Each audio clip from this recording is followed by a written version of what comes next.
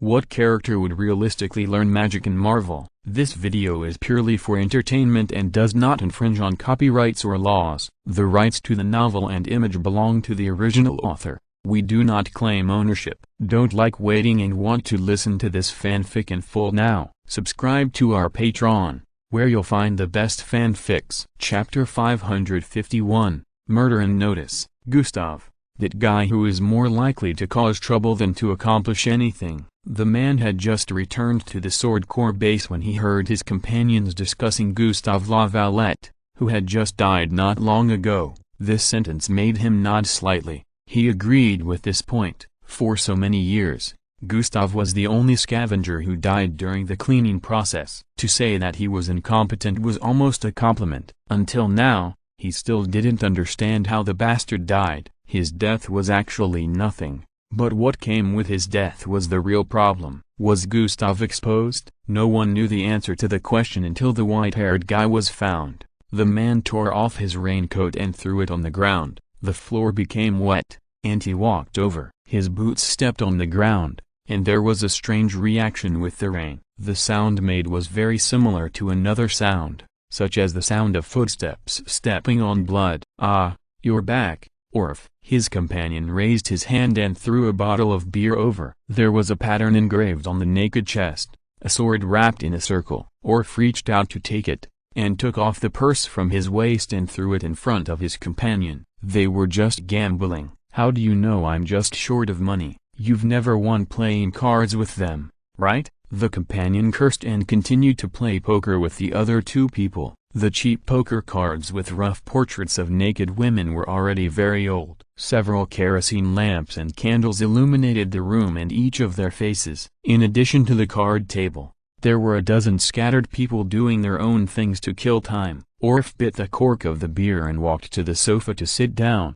His wrist was aching slightly, which was a gift left by years of training and fighting. The master who taught him to use the sword jokingly called it the revenge of the sword. "Orf, every sword is made to kill people, but they are absolutely unwilling to be held in the hands of people like us to kill people. So we will always be injured in one way or another in battle, some of which are caused by the enemy, and some of which are caused by you." He muttered this sentence in his heart, and a bitter smile suddenly appeared on his face, and then quickly disappeared. He raised his beer and took a sip. Time passed by in boredom. They had to wait until 2 o'clock in the morning, when people were the most sleepy, and it was also the best time for them to strike. The rain continued, and the raindrops hit the window, making a violent sound. Orf fell into memories. He vaguely remembered that the first time he killed someone was also on a rainy day. That year he was 18 years old. At the seaside, a local lord discovered that they kidnapped women and children,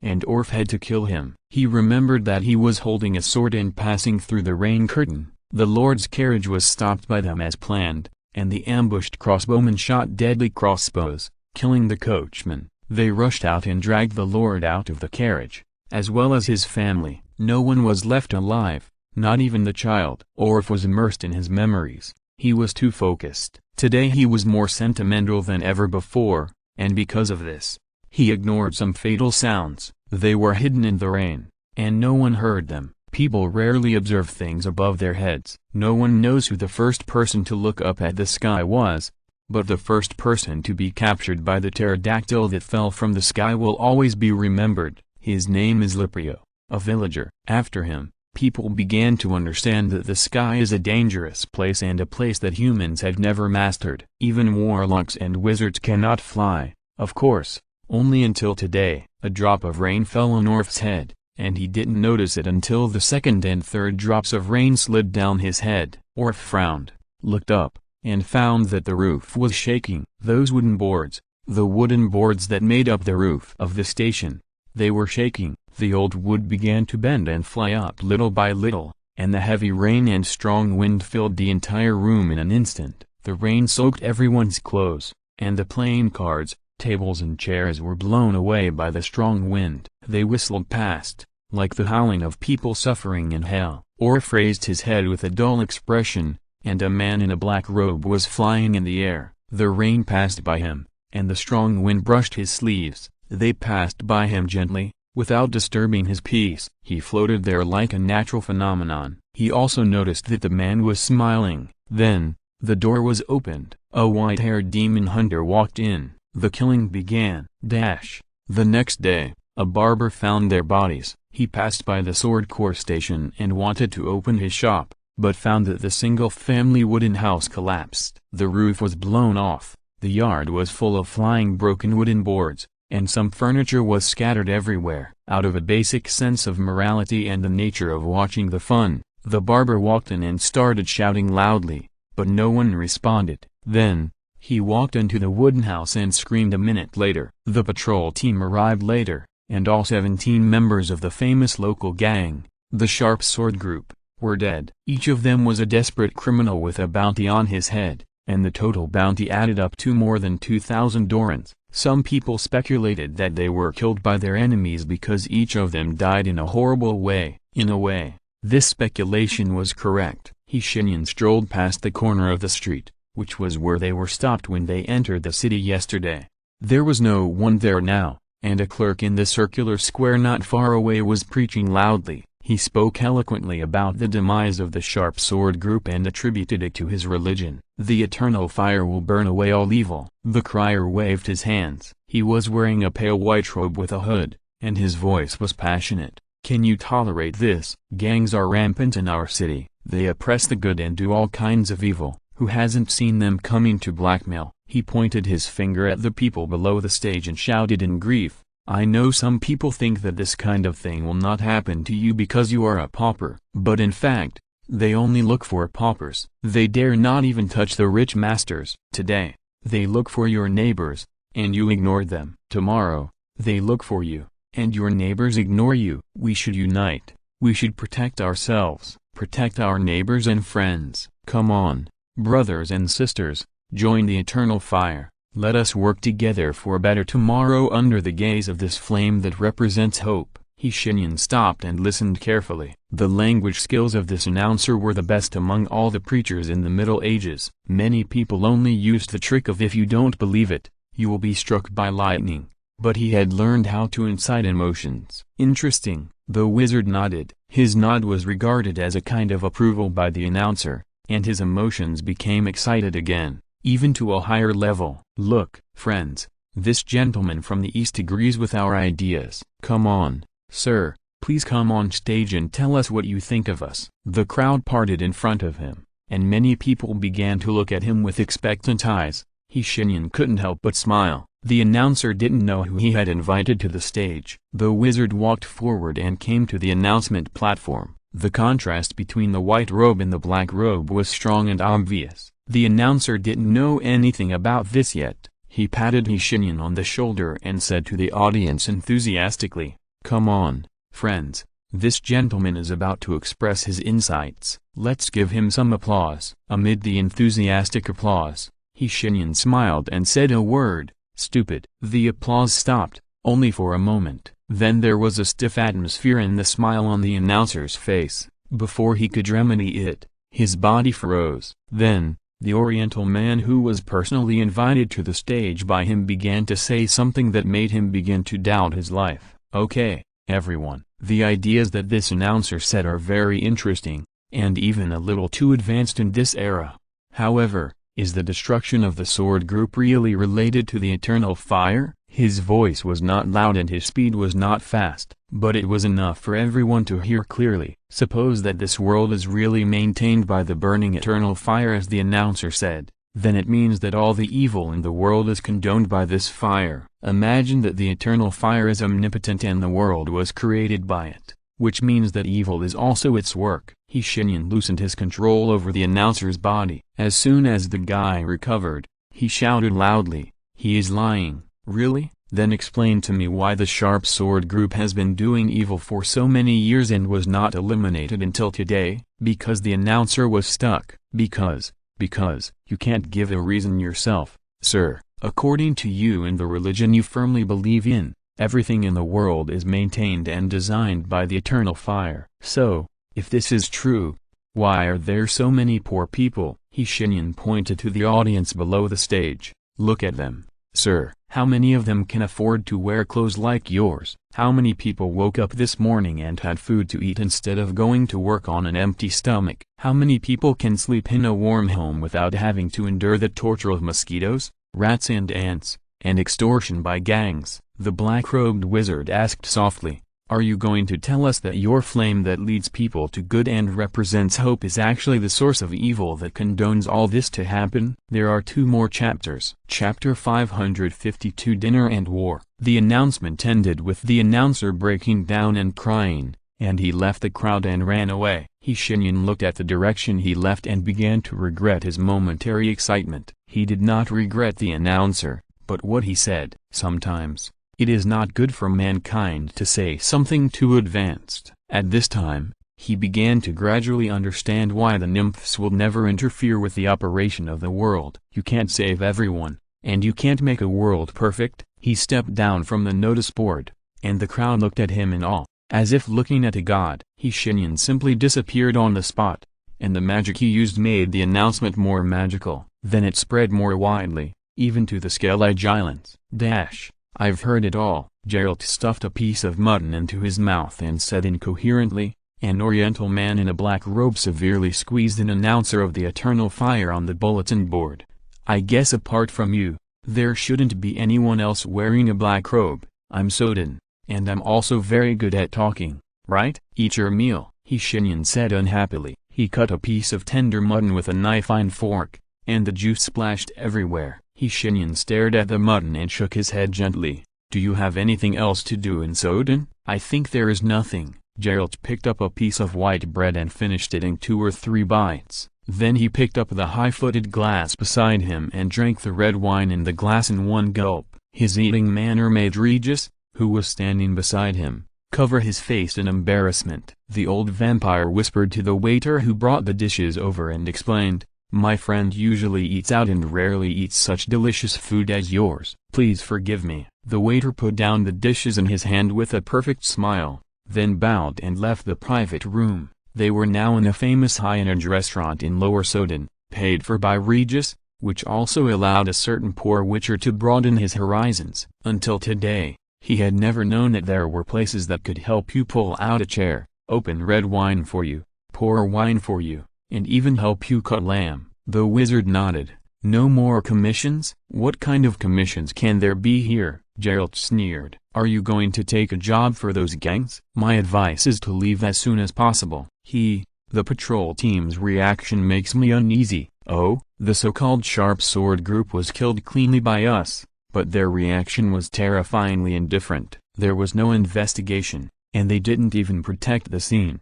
I took a walk around the commercial district in Lower Sodin today, and someone had already started auctioning the Sharp Sword Group's headquarters and the auction square there. Geralt shook his head. This city makes me uncomfortable all over, as if everything can be simply calculated by profit in their eyes. Shenyan finally ate the piece of mutton. He chewed it carefully, making sure it was completely chewed before swallowing it. Then he said, have you ever thought about changing the world, Geralt? Never, Geralt answered honestly. I'm just a little witcher. Changing the world is not on my work list. It should be done by mages and wise people like you, such as the guy who invented the chair. He patted the back of his chair and smiled. To be honest, all mankind should thank the guy who invented the chair. If I really have to choose a god to believe in, I will believe in the god of chairs. At least it never asked me to donate money. Once you join, you are not allowed to quit, and if you have any doubts, your whole family will go to hell together. Your attitude towards religion seems to be more extreme than mine, Geralt. Because I have been traveling around the world, I have seen too many religions. Geralt began to list these religions that have a large number of believers all over the world, like the back of his hand. You see, except for the sect of Goddess Melitli, it is considered normal and does not require anything from people. The rest, such as the cult of Cliff, the cult of the Eternal Fire, the cult of the Sun, and the cult of Lilith, are all bastards. He counted their crimes one by one on his fingers. You don't believe in God? Good. Go to hell. You want to join the church? Great. Prove your faith. Bang. 60 orens or crowns. A farmer's half-year income is gone, and you have to keep your faith at all times. If you are disrespectful, the church will bring people to raid your house. This is so interesting, Geralt. Shenyan laughed. Because as far as I know, the goddess Melanie is the only real god. Don't you think this is ironic? What did you say? The demon hunter's eyes widened. Say it again. What? The goddess Melanie really exists, the wizard repeated. What's so surprising? Geralt's expression made Regis laugh out loud. The vampire expressed his opinion. Well, although I don't know much about your religion, but the priests of goddess Melanie should be the only religion that will help the poor without charging a penny. From this point of view, goddess Melanie, I respect you. He looked up at the ceiling of the box with a serious expression. Please bless me, a vampire, from being harmed by the devil. Their pleasant dinner lasted for a while, and then they left this high-end restaurant. On the way back to the hotel, the three discussed their next travel plan. I plan to go to the Skellige Islands. I really want to see the sea, Regis said with longing. I haven't seen the surging ocean for a long time. I hope it is still as beautiful as I remember. Then I wish you good luck, Regis. If you have seen the sea and are bored between January and June, you can come to Kaer Morhen to find us. You know that place, right? The rumored Witcher Fortress? Regis asked in surprise. Does it really exist? Yes. What else? I'll point out the location on your map when we get back to the inn. By the way,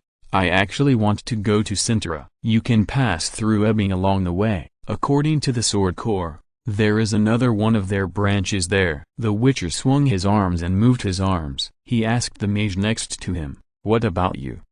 I have no objection. Besides, I do miss Ciri a little. Shenyan nodded. I hope she's doing well in Sintra. At this time, a passerby heard their discussion and joined in loudly. Ah, guys, forgive me for being so offensive, but I heard you want to go to Sintra? Don't go there. Why? War, gentlemen. The passerby waved his arms indignantly. The damn Nilfgaard sent troops from the Yaruga River, and they reached the gates of Sintra 2 days ago. Geralt keenly noticed that the smile on Shenyan's face disappeared. There is one more. If you're listening to this novel on a channel other than Fanfic World, it means they downloaded and uploaded it without effort. We cordially invite you to visit our channel, Mundo Fanfic Novelist. There you'll find the original version of this story and you can explore many other novels of various genres. We are waiting for you to immerse yourself in a world of incredible novels. Chapter 553 Lao Ku. Let me make it clear to him, once and for all, Duni, Richin of Ironwald, was tied to a chair at this time. He roared at the black-armored soldiers in the tent in a rage. Call him over. Damn it, call him over. I curse him. He will die a miserable death. How dare he attack Sintra? And what about my Pavetta? What did you do to her? Answer me. Duni's roar spread very far from the tent, echoing throughout the entire camp. The black-armored soldiers just remained silent, which made him even more angry. Duni was panting, his black hair was scattered behind his head, and he had no noble demeanor at all. His eyes were red, and he was obviously very angry. If anything happens to her, you will die. Everyone, every one of you, will die. Relax, Emr. A voice came from outside the tent, and a man walked in, bald head, gray beard. His face seemed to be intimidating without anger. He stared at Duni, who was tied to the chair, with a gloomy look, calling his other name, Emramris. The man shook his head. I thought you were dead. It seems that the warlock who turned you into a hedgehog was not reliable. The curse has been lifted. He walked slowly towards Duni. It really hurts my heart to see your face is exactly the same as your father's. If he had not been so stupid, I would never have killed him. Do you understand? You have no right to mention him. Duni gritted his teeth and spat out these words. It was as if what he exhaled from his lips and teeth was not air, but something else. The blood, flesh, and bones of his enemies. He gritted his teeth and looked at the man with hatred. Torres Valores, I hope you die. Duni roared out this sentence, leaning forward, and the chair slid on the floor with a creaking sound. I don't know how I will die, Emr. Torres looked at him calmly. But I will never die like your father, stupid and worthless, unable to even protect his own children. His stimulating words calmed Duni down, and he began to talk to Torres in a way he hadn't seen for a long time. Duni leaned back proudly, his chin raised high, and said in standard Nilfgaardian, "I should still be a noble now, Torres Valores. You should have no right to deny this. Indeed, I am not only the son of the former Nilfgaardian Emperor Fergusinris, but also the son-in-law of Sintra. In political terms, since you have the ability to capture me and pay Veda from our journey, there is no reason why you don't know this. Of course. So, what do you want to do?" Donnie stared into Torres' black eyes and asked word by word. "If you really start a war against Sintra, believe me, Torres, you will only lament your stupidity when you die." "What do I want to do?" Torres smiled. Thanks to that face, he didn't look very friendly when he smiled, but like a wolf choosing someone to eat. He waved his hand, and the black armored soldiers in the tent left one after another. Torres put his hands behind his back, stared at Donnie's face, and shook his head gently. "Conquer, that's all," Torres said calmly. His tone was so calm that it even shocked Donnie, as if he was discussing what to eat tonight. "You are the son of the former Nilfgaardian Emperor Fergusemris, which is of no use to me. Those former supporters have been killed one by one in the past 20 years, and your identity is of no use to me. I only care about your other identity, although I don't know how you became Sintra's consort." A smile slowly appeared on his face. "But you did give me a reason to attack. Sintra supports you behind the scenes, trying to make you overthrow the current political situation in Nilfgaard, that is, overthrow me." Torres pointed at himself, and his armor gleamed in the candlelight. There were gold lines on the black surface, and a black sun bloomed on his chest. "Through you, I can have a legitimate reason to attack Sintra. After taking it, I can unite through Eben, which has long been ours, and then expand to the entire north, and even to Myria." He clenched his fists. "In the end, to unify the world. Isn't this the common dream of all Nilfgaardians? Your father was the same. Although he was an incompetent and stupid emperor, he was different from you. At least he was a Nilfgaardian. And you, you only care about traveling around the world with your wife and enjoying your own world? No one will believe your poor excuse." Donnie seemed not to be affected by his words at all. He replied coldly, "Your excuse is completely untenable. Anyone with a little bit of brains will not be deceived by you. Once you decide to declare war on the entire north, the Southerners will never give up. They know the principle of the loss of the lips and the coldness of the teeth. When you declare war on the north, you are actually declaring war on the whole world. Novigrad's fleet will attack you. The pirates from the Skellige Islands will come from afar to harass you with ships, and even the Squirrel Party will turn their firepower to kill Nilfgaard soldiers. When they die, I hope you don't forget, Torres, that it was you who sent them out to die. Of course, there is also the most critical link." A sneer suddenly appeared on Donnie's face. "You don't know who is behind Sintra.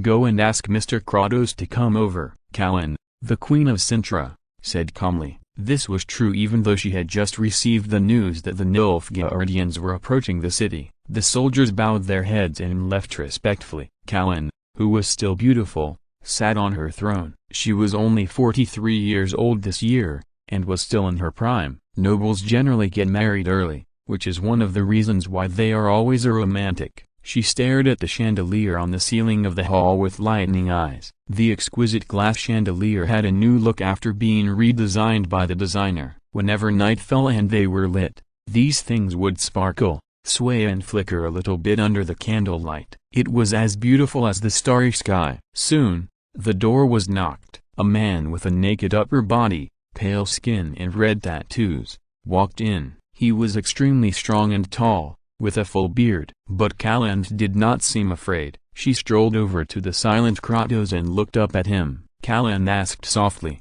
"Is Ciri asleep?" Kratos nodded silently and answered in a hoarse voice, "She just went to bed. The child has become more noisy since she came back from Kaer Morhen. She has been yelling for me to teach her how to use an axe." "Did you teach her?" The old man was silent for a while and nodded slightly. Callan chuckled. "It seems that no one can refuse her. Have you heard about the news of those Nilfgaardians?" Kratos nodded. He was silent, but his expression was never calm. On the contrary, that face always gave people the illusion that he was angry, not to mention when he was really angry. "I heard about it. What do you want me to do?" Callan did not speak directly. She also fell into silence. Above their heads, the glass chandelier swayed slightly, emitting a brilliant glow. It reflected some strange luster on Kratos' bald head and the crown on Kalan's head. After a while, she spoke with difficulty. I hope you don't think this is me threatening you, Kratos. This has nothing to do with us. I called you here to ask you to help me as the Queen of Sintra,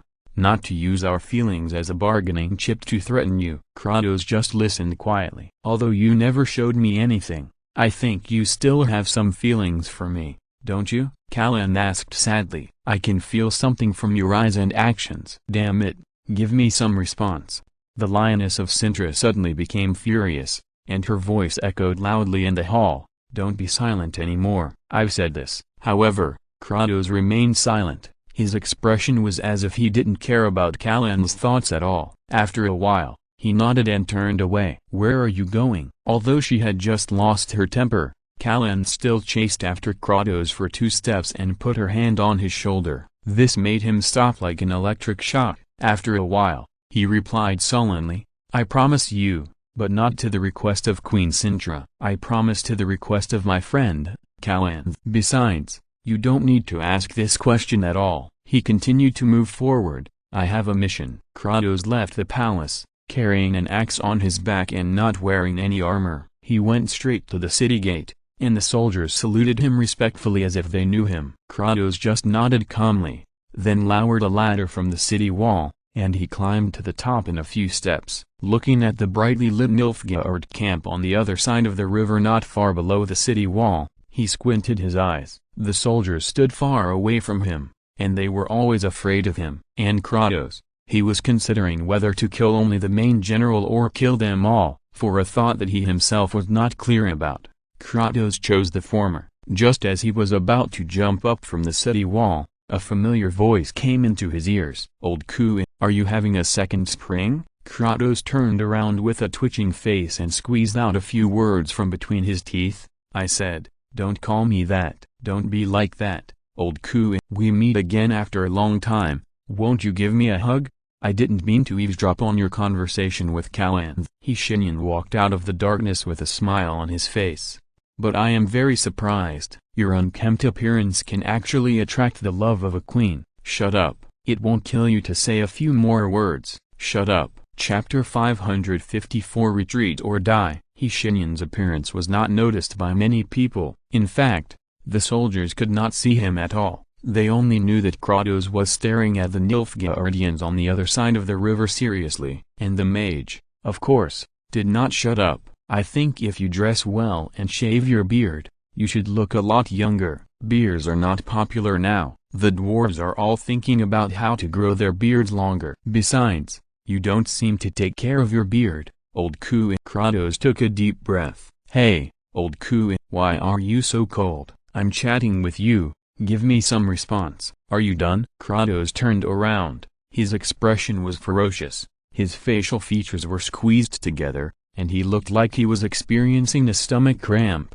Stop chatting. If you have time to joke with me here, why don't you take a look at where the Nilfgaardian commander is? Shenyan shrugged. The breeze on the wall blew across his face, and his black eyes were now emitting a faint blue light, one after another, like a meteor shower passing through his eyes. It flickered, and never stopped. In fact, he said softly, I found it half a minute ago, Laoku. The black robe fluttered, and the comfortable breeze turned into a whistling wind in an instant, even blowing away the clouds that blocked the stars and the moon. The soldiers held down their helmets, grasped their weapons, and cursed the wind that came from nowhere. It kept blowing, whistling, blowing over the heads of the Sintra people to the other side of the river bank, and blowing into the Nilfgaard camp. Their excellent blood horses began to neigh restlessly, and some of them raised their heads and looked up at the night sky that suddenly became bright. The bright moon appeared again on the horizon. The moonlight descended, and the stars shifted, and they moved silently above the heads of the Nilfgaard people. In a terrifying way, Shenyan raised a hand, and a beam of moonlight descended and hit his palm. Kratos narrowed his eyes and stared at him, not knowing what he wanted to do, until Shenyan began to explain for him. Nilfgaard is the most powerful human empire in the world, Laoku. They are located in the south of the continent, with a prosperous economy and strong military, but these are not the point. The point is that they are keen on conquest and expansion. The wizard smiled. This can be seen from the speed of their outward expansion. As early as 25 years ago, Nilfgaard was only a country that a small number of educated people had heard of, but today, they have crossed the Yaruga River and are at the gates of Sintra. To deal with such a country, it is useless to rush over and kill their commander directly, because sooner or later, the Nilfgaardians will come here again. If you really want them to learn to give up, then you must use some unconventional methods. What do you want to do? Shenyan did not answer this question, he just clenched his right hand. The moonlight was held in his hand, and the cold moonlight shone through his fingers. The stars continued to move, and they arranged themselves into a standard Nilfgaardian word little by little.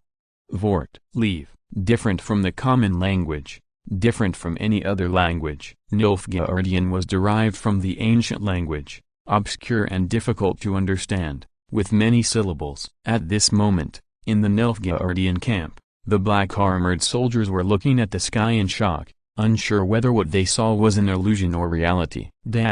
Really? Who is standing behind Sintra? Torres asked with interest, but Doni just looked at him coldly, as if he was looking at a dead person. The cold eyes made Torres feel annoyed. This damn beast, he dared to look at me like this. The current emperor of Nilfgaard took a step forward, raised his right hand wearing an iron glove high, and slapped Doni hard. Intense pain and humiliation followed, but Doni smiled instead. He lowered his head and spat out a mouthful of blood. He pressed his tongue against a molar, feeling it loosen, and asked with a smile, "Can't you keep your composure? Ha, you shameful usurper. A rat is always a rat, no matter whose crown it stole. I hope you remember this, Torres." Doni stared at him intently, his voice hoarse, blood all over his lips and teeth. "You are a rat." Torres narrowed his eyes. His sinister eyes narrowed slightly, making it difficult to see through his thoughts. After a while, he opened his mouth and was about to say something,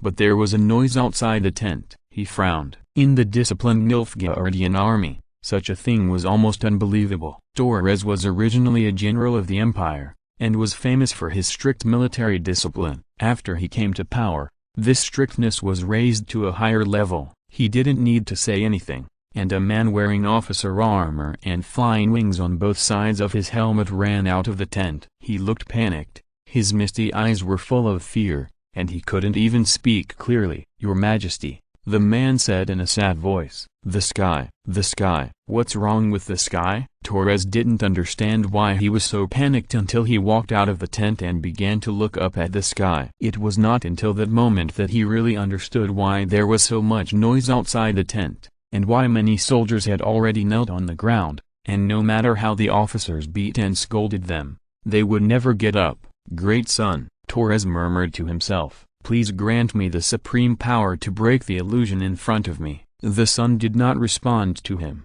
The stars began to align, combine, and move. They gradually transformed into more frightening sentences. Torres stared at the sky with his mouth wide open. His previous understanding of the world was completely destroyed at this moment. The warlocks he knew could not have the ability to do this. Instead a Thursday. This sentence means that I don't have time to waste with you. Then, it continued to change. Vort not to Vian, retreat, or die. Torres' heart gradually sank, and kept sinking. In his heart, a stubborn part was screaming wildly, telling him that this couldn't be true. There was no such powerful magic in the world. This was the realm of the gods, and it was not a power that ordinary people could get involved in. This must be an illusion, a despicable deception. However, his reason was also telling him that this was true. If only a few people saw it, he would think it was an illusion. But now, everyone saw it. Donnie's laughter came from the tent. He laughed so wildly that he couldn't see the sky outside at all. "What did you see, Torres Valores? Tell me, what did you see?" "What did I see?" Torres did not answer. His shoulders sank, as if he had aged 20 years out of thin air. Chapter 555 Gift. In another tent,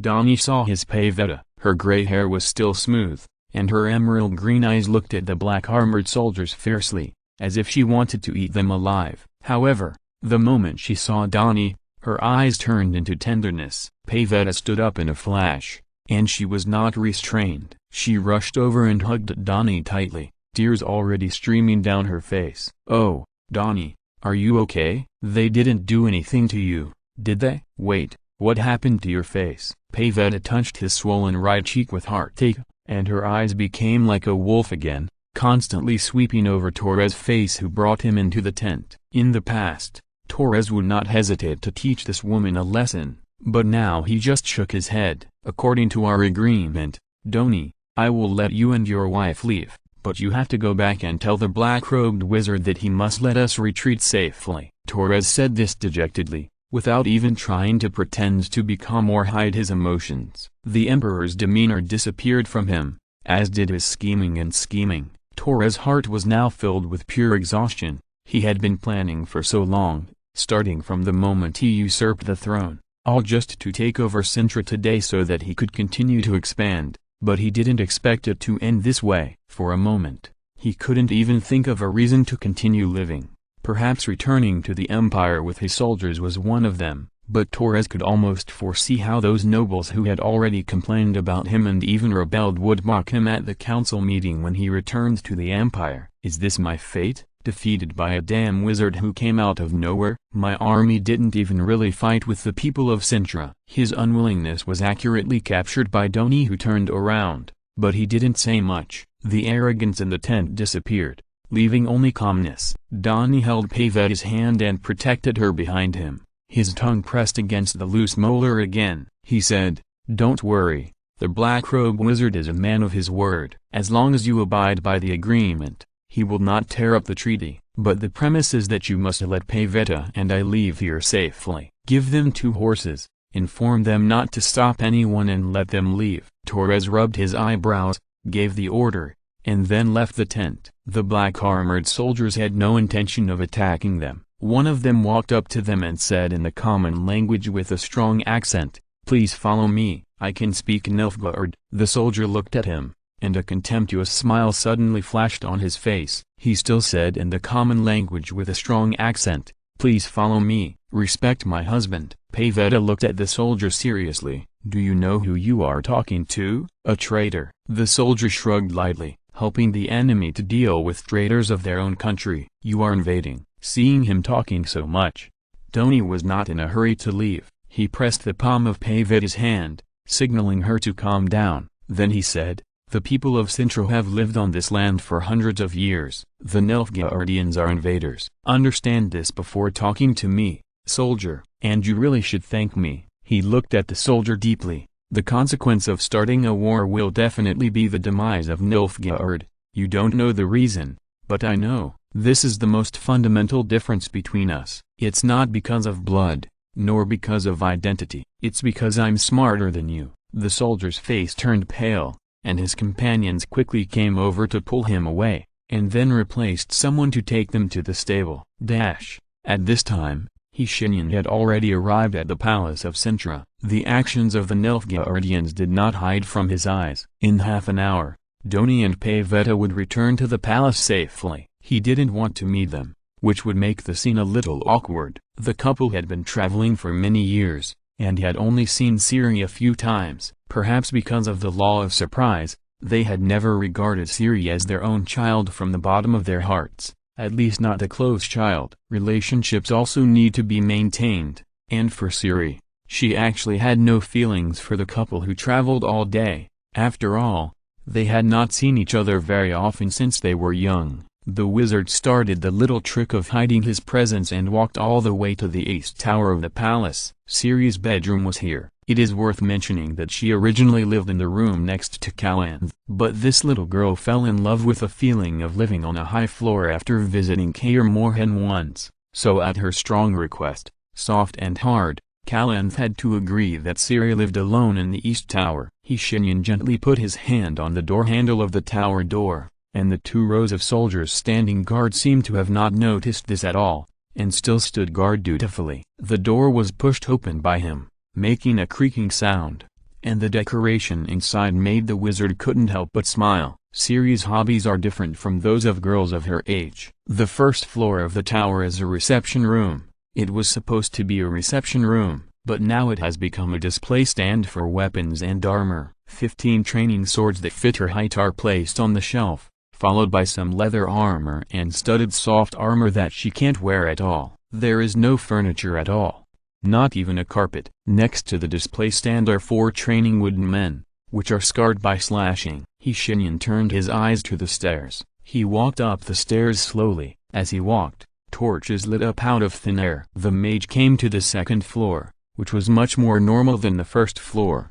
Well, not really normal. This is a study, but judging from the types of books, it has met the standards. Shenyan saw a magazine from Novigrad thrown on the ground. The page that was opened introduced the new furniture style popular this year. A desk was placed inside, which was relatively low, and it was obviously used by Siri. There were a dozen or so heavy hardcover books piled up on it, as well as some scattered papers, all covered with all kinds of words. The mage picked up one and looked at it carefully. 7.5 Today my grandmother asked me to learn how to weave again. She said that if a girl can't learn how to sew clothes for her husband, she won't be able to get married. I don't want to get married, and I prefer the feeling of swinging a sword. She drew a simple little man under this sentence, with messy hair, wearing riding boots, holding 2 swords in his hands, looking very impressive. There was even a note next to it. Me, when I grow up. Shenyan couldn't help but smile, and he continued to read. Geralt said he wasn't the white-haired knight, as if I would believe him. I'm not stupid. I asked the maids to help me find the report from that year, and the description was obvious to me. White hair, carrying 2 swords, a pair of cat eyes. I never thought Geralt could be so angry. Maybe because he was younger then? What would he look like when he was young? He's already handsome now. Will he be even more handsome when he's young? Very good. Seeing this, it's basically the normal thoughts that a little girl should have. Wild imagination. If she keeps thinking about how to train herself, I'd be worried about her psychological problems. The next few lines are much more boring, basically just ramblings about her current life. For example, she hates eating green vegetables, the chef always gives her extremely sweet desserts, she's always asked to wear a skirt but she prefers tight pants, and so on. The wizard put it down gently, and at this time, he noticed a drawer in the desk. He moved his fingers slightly, and the drawer popped open by itself, and what appeared in front of him was a drawing board and several piled-up paintings. The painter's skills were obviously not very good, but he was very good at capturing the key points of people's expressions. For example, the one with Vesemir in it made him look 100 years older, but his expression was very accurate, especially the big trough nose. Then there was Geralt, the Witcher, pretending to be angry, wearing an apron, holding a rag in his hand, and a paragraph written next to it. Siri, I just mopped the floor. Triss, the red-haired sorceress, was smiling, with a gentle face, and her red hair was as dazzling as a flame. Below her was Yennefer, with black hair fluttering in the wind, purple eyes mysterious and charming, and a smile on her lips. He flipped through the pictures one by one and soon saw his own portrait. Unexpectedly, Siri drew this one very differently. There was no specific character image, nor anything else, only a pair of eyes, black, calmly and indifferently staring at the front. Apart from that, there was nothing else. Shenyan put down the paper in his hand. He did not choose to disturb Siri. Children of this age must have enough sleep time. He just wanted to leave her a gift. Shenyan came to the window and drew back the curtains. The stars in the night sky had returned to their original positions, but the moon was still bright. He opened the window and stretched out his hand. A ray of moonlight was drawn down, and magic condensed in the air into drawing paper. The moonlight,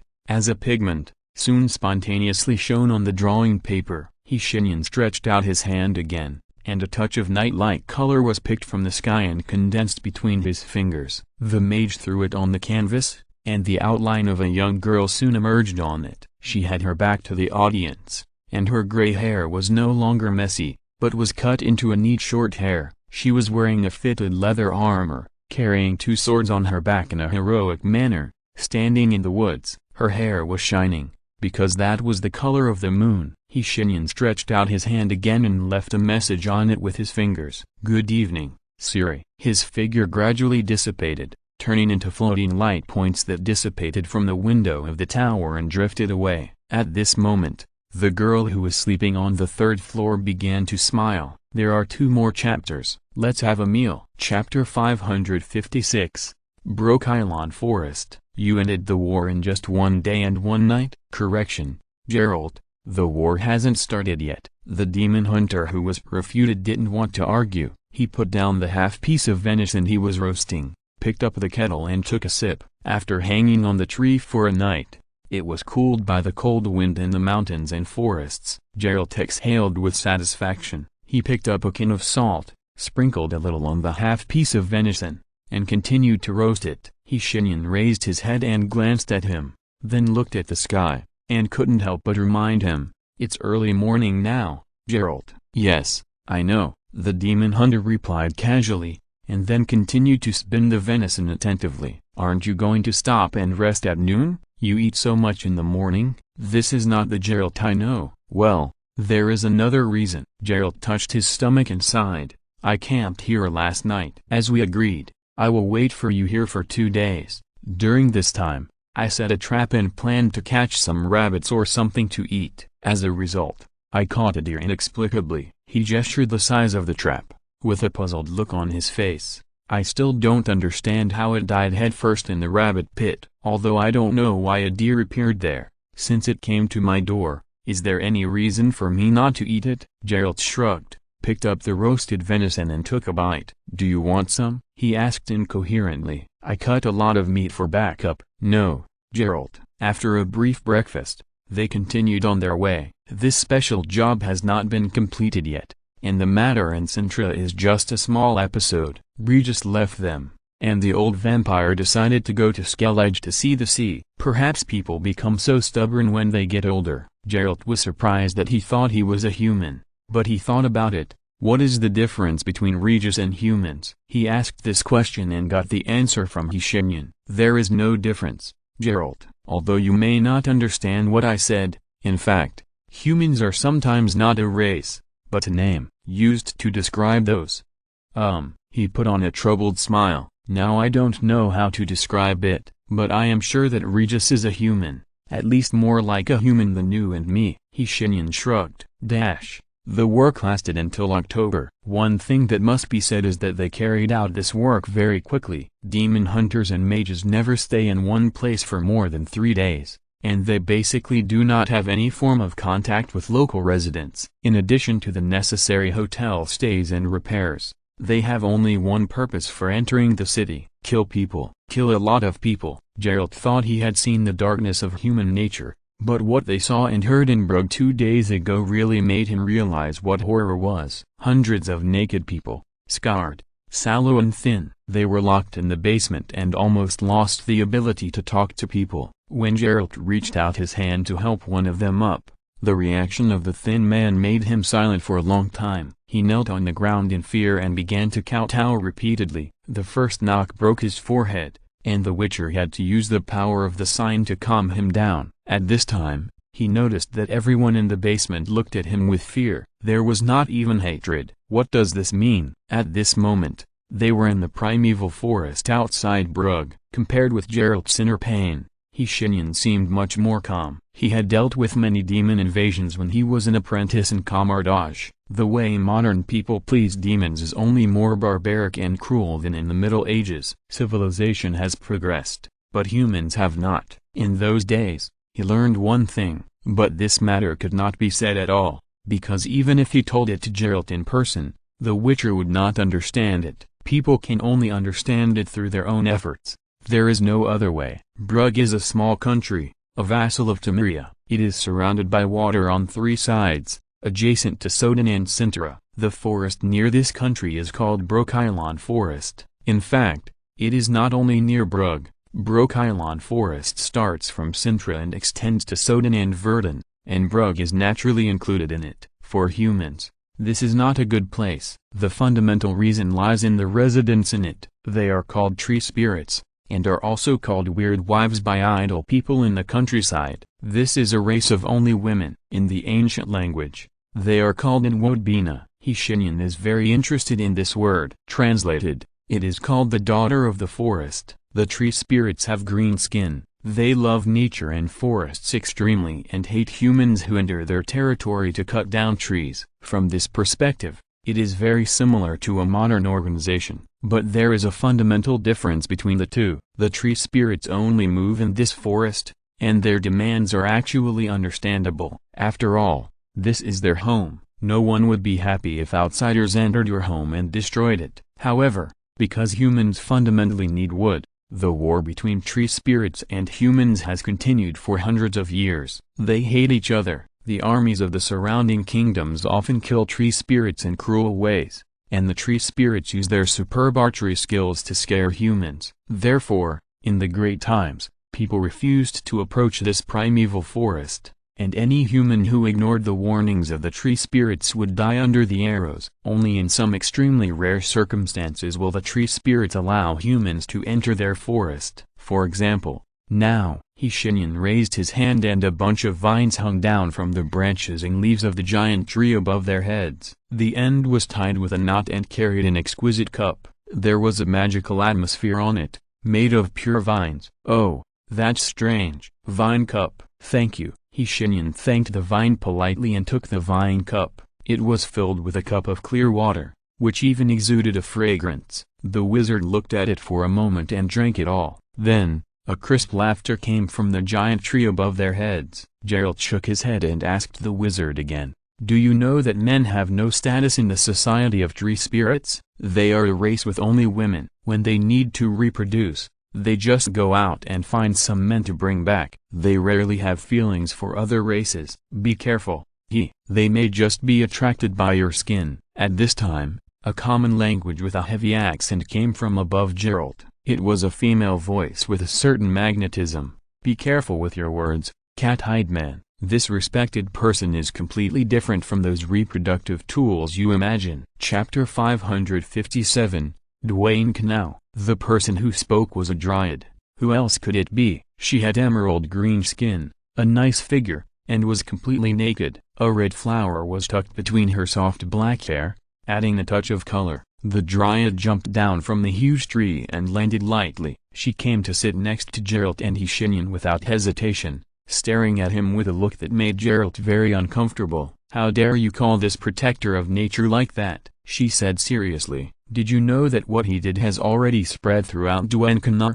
With all due respect, lady, my companion was with me all the way." "So, what did he do?" Geralt asked in confusion, and at the same time signaled Shenyan with his eyes to give him some clues. But the wizard just smiled and shook his head, letting him listen. The dryad snorted coldly. "His heroic deeds in the Amelia Forest have long been spread to our ears by nature, through the soil, trees, and flowers. The grass and reptiles brought their messages, and the screams of those hateful thugs are still lingering in the wind." Amelia Forest? Geralt frowned and began to think back, then realized that it was where they found the lion-faced spider cult. He wanted to ask more, but the dryad's words were like the dirty jokes of the dwarves in the tavern, one sentence after another, without stopping. "They set up camp there, and you humans who claim to be righteous have never thought of clearing them out. For 40 years, they have killed countless humans there. Although I don't like you, your blood and pain have made the whole forest uneasy," the dryad said angrily. "How hateful." "That's it," Geralt thought speechlessly. "Why not just kill people but don't burn the forest? Look how excited you are." The tree spirit didn't care about his expression. This straightforward woman stretched out her hand, as if to shake hands with Shenyan. "I have seen you humans shake hands with each other." "Respected protector, is this how you do it?" "Yes." The wizard smiled and shook hands with her. The skin of the tree spirit was very soft to the touch, and there was a kind of plant fragrance on her body. They were called the Daughters of the Forest, which was true. "My name is Zysina, protector. May I ask your name?" Shenyan turned to speak his name in the ancient language. Now the tree spirit also started to speak in the ancient language. With Geralt's mediocre ancient language, he couldn't hear what the two of them were saying at all, especially the tree spirit named Zysina, who was getting more and more excited,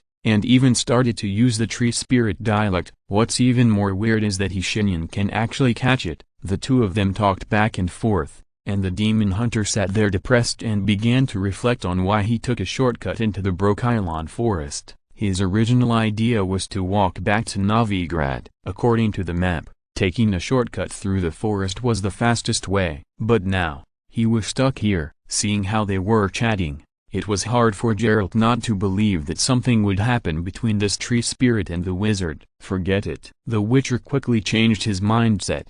I was tired anyway, and staying in the famous Brokylon forest for 2 or 3 days would be a good topic of conversation.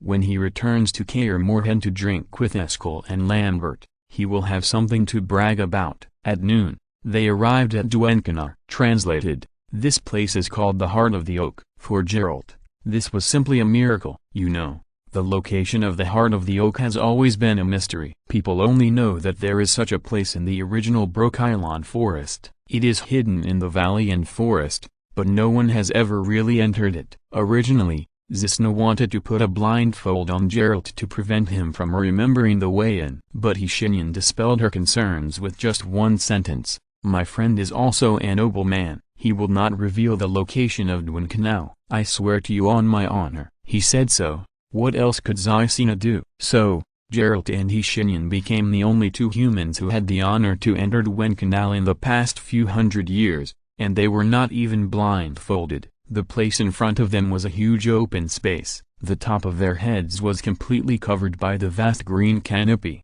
and the sunlight leaked through the gaps between them and shone on the ground. The mist rose from the soil and rocks, even covering their knees. Shenyan heard the sound of water, and he asked, "Is there a river nearby?" "No, Protector." Zysina smiled proudly. "It's a hot spring." They continued to move forward, walked through the open space, and walked into the woods. On the trunks between those giant trees were many houses built by vines, which were exquisite and small. Some were very close to the ground, some were far away, and some were even placed on the top of the tree. There were several huge buildings on the ground, built with intertwined branches. They looked beautiful in their own way, a kind of beauty that surpassed human buildings. "Welcome to Dwynkenar, Protector." "And you, cat-eyed man." Zysna made a face at Geralt.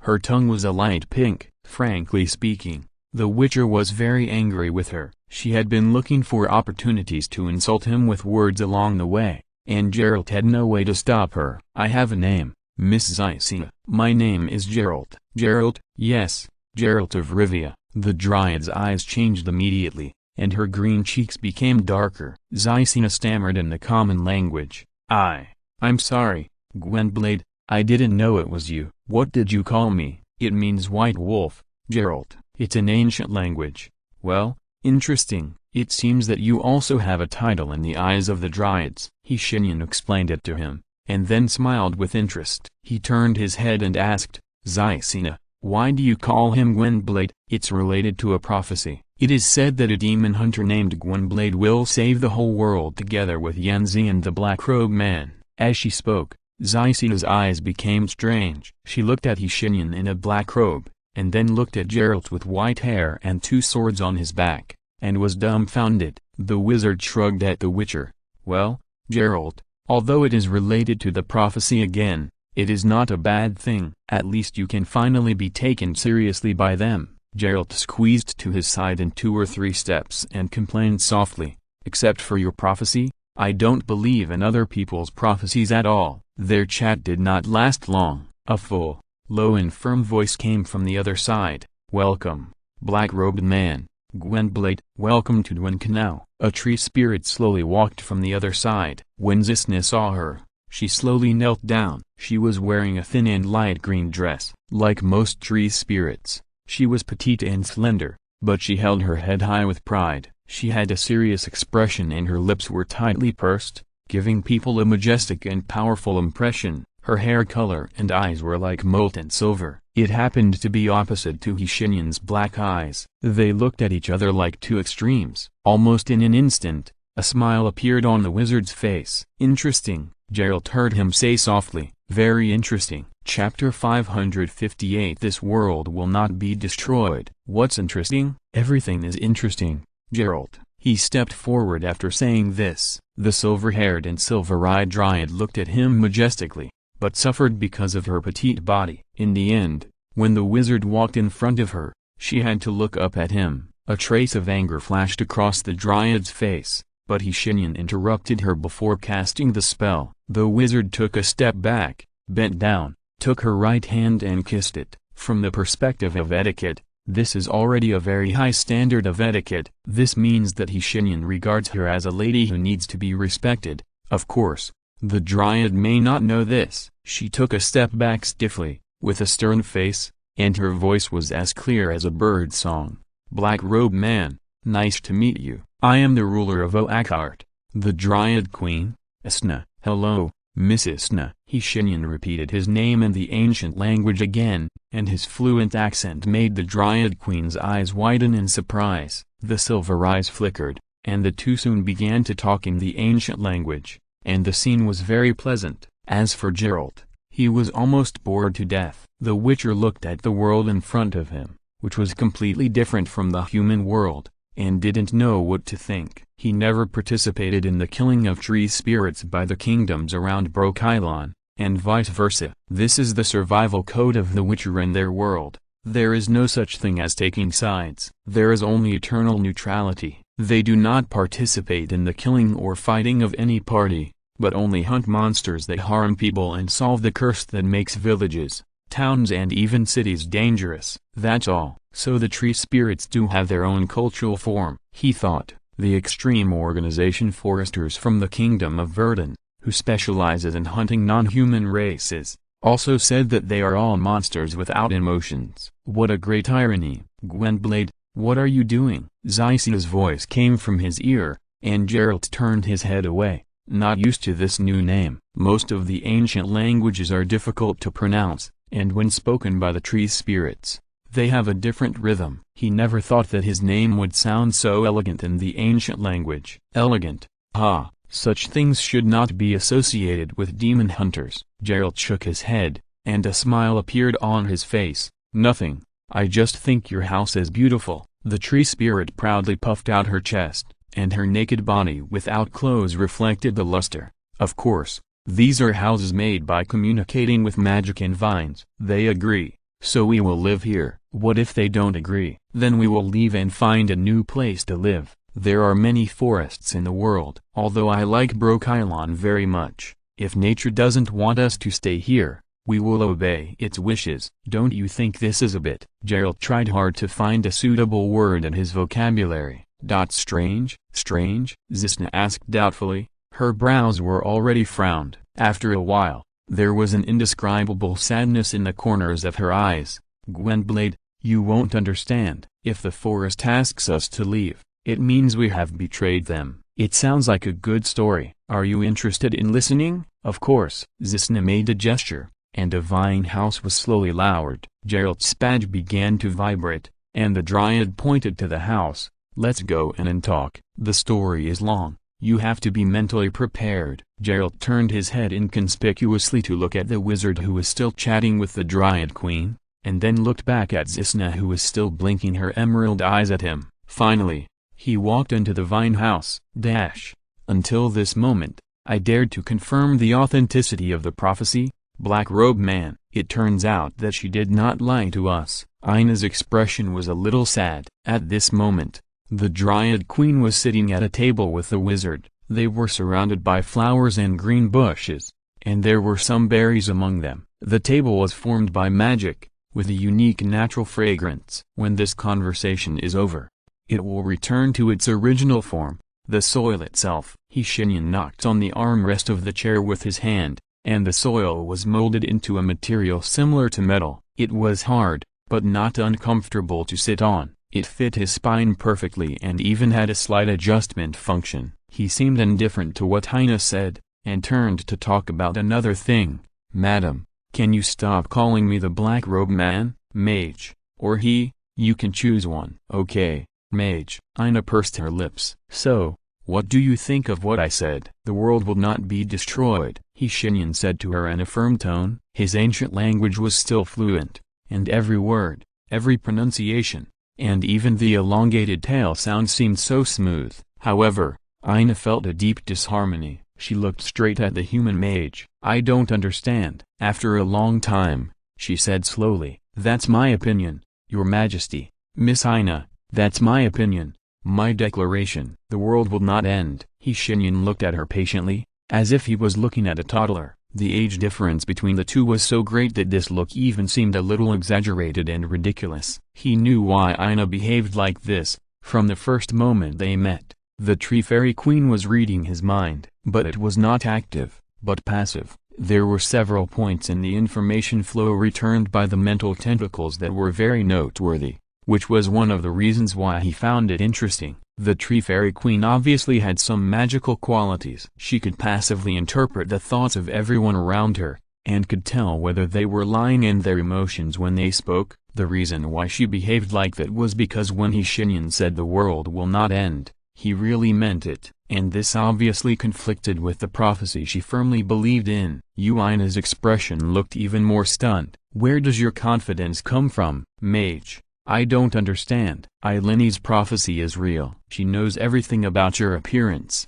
Gwenblade's appearance, and the swallow that has not yet been discovered by the world. This was even predicted 1,000 years ago. She said that the world will be destroyed by the White Frost, and you will save the world together with Gwenblade and the swallow. This is the original translation. According to the original manuscript of the elves I found, her original words are that you will give the world a new life together with Gwenblade and the swallow. Because she couldn't have known about my appearance just by the prophecy, Shenyan replied with a smile. There are 3 more updates. My hands seem to be getting more and more painful. I don't understand. I have changed to a capacitive keyboard. Let's try it. Chapter 559, Prophecy and 2 Cups of Hot Milk. In Geralt's long career as a witcher, no, I got the wrong script. Come again. In Geralt's long life, this was the first time he had a happy time with the tree spirit. Don't get me wrong, Geralt is not a good man who is willing to remain chaste for his lover. In fact,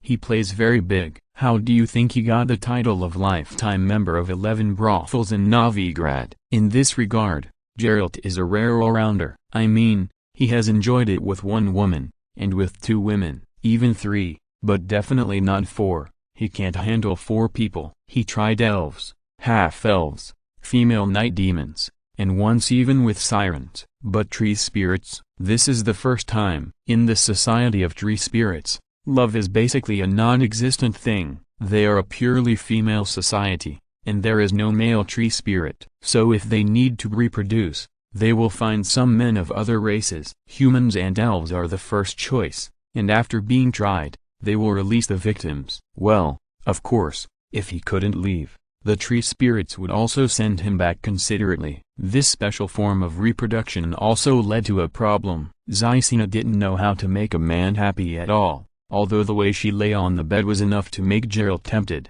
The Witcher cursed himself for breaking the rules so quickly and without hesitation, while continuing his special guidance. 2 hours later, he walked out of Zysina's vine house dizzy. Geralt felt that teaching rock trolls to play poker was not so tiring. At this time, he saw a person he didn't want to see at all in the open space not far away. The Witcher walked over dejectedly and sat down opposite the wizard, facing his half-smile eyes. He stiffened his neck for a long time before throwing out a sentence.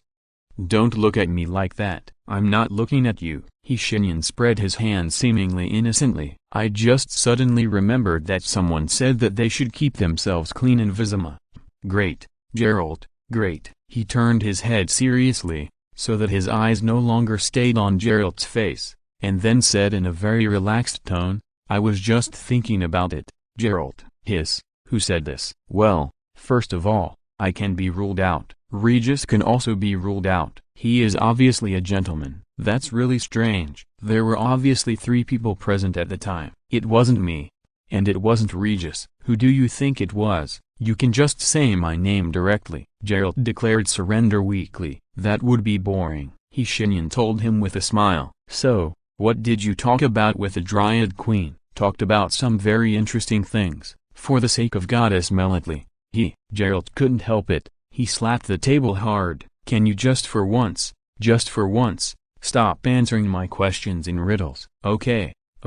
Shenyan immediately began to explain to him. "It's like this, Queen Asna is a rather special tree elf. This is not only reflected in her belief in the famous prophecy, but also in her natural ability to read minds. The queen can passively read the thoughts of everyone within a certain range, such as the truthfulness of their words and their emotional fluctuations at the time. What's more coincidental is that Queen Isna once met the elven prophet Eilini. What's even more coincidental is that Eilini spoke the first version of the prophecy in front of her. In Queen Isna's perception, Eilini did not lie, nor did she fabricate. She firmly believed in her own prophecy. Geralt noticed that Shenyan emphasized the pronunciation of the word prophecy. Then, here comes the highlight. Many of the prophecies of this prophet Eilini have been fulfilled one by one, such as the decline of their elves, the rise of humans, and even the Nilfgaardian invasion of the north starting in 1239, but these are not the point. In her prophecy,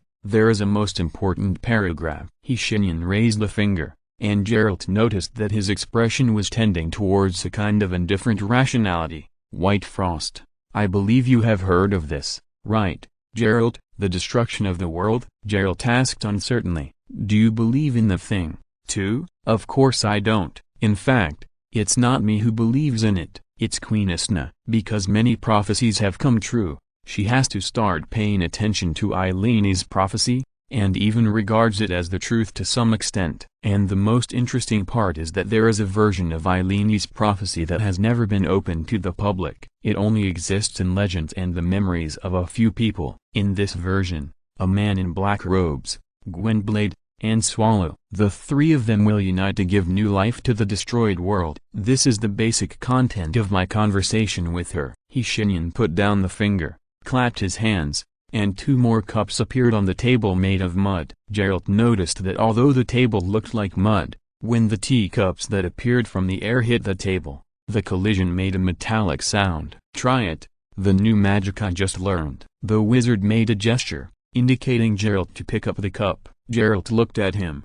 picked up the cup, and asked jokingly, I thought there were no spells you didn't know. Actually, there are too many. Magic is just a way of operating magic. In the final analysis, they are all the crystallization of imagination. For example, Geralt, do you want a glass of milk or a dong zidong? After thinking it over again and again, for physical reasons, Geralt chose the former. Milk. Pop. Shenyan snapped his fingers, and steaming milk appeared in the empty cup held by Geralt, exuding the rich milky aroma. The demon hunter took a sip. The temperature was just right, and the sweetness filled his tongue. Imagination can do many things, Geralt. It is very important. Without it, mankind may not make any progress. But I am thinking about a real problem now. What? The wizard glanced at the Witcher and snapped his fingers to fill himself a cup of the same hot milk. He said in a thoughtful tone, I come from outside the world. How did Geralt's eyes Eilini predict my appearance? A flash of lightning struck Geralt's slightly slow brain at the moment. He widened his eyes and his expression turned into surprise. If you're listening to this novel on a channel other than Fanfic World,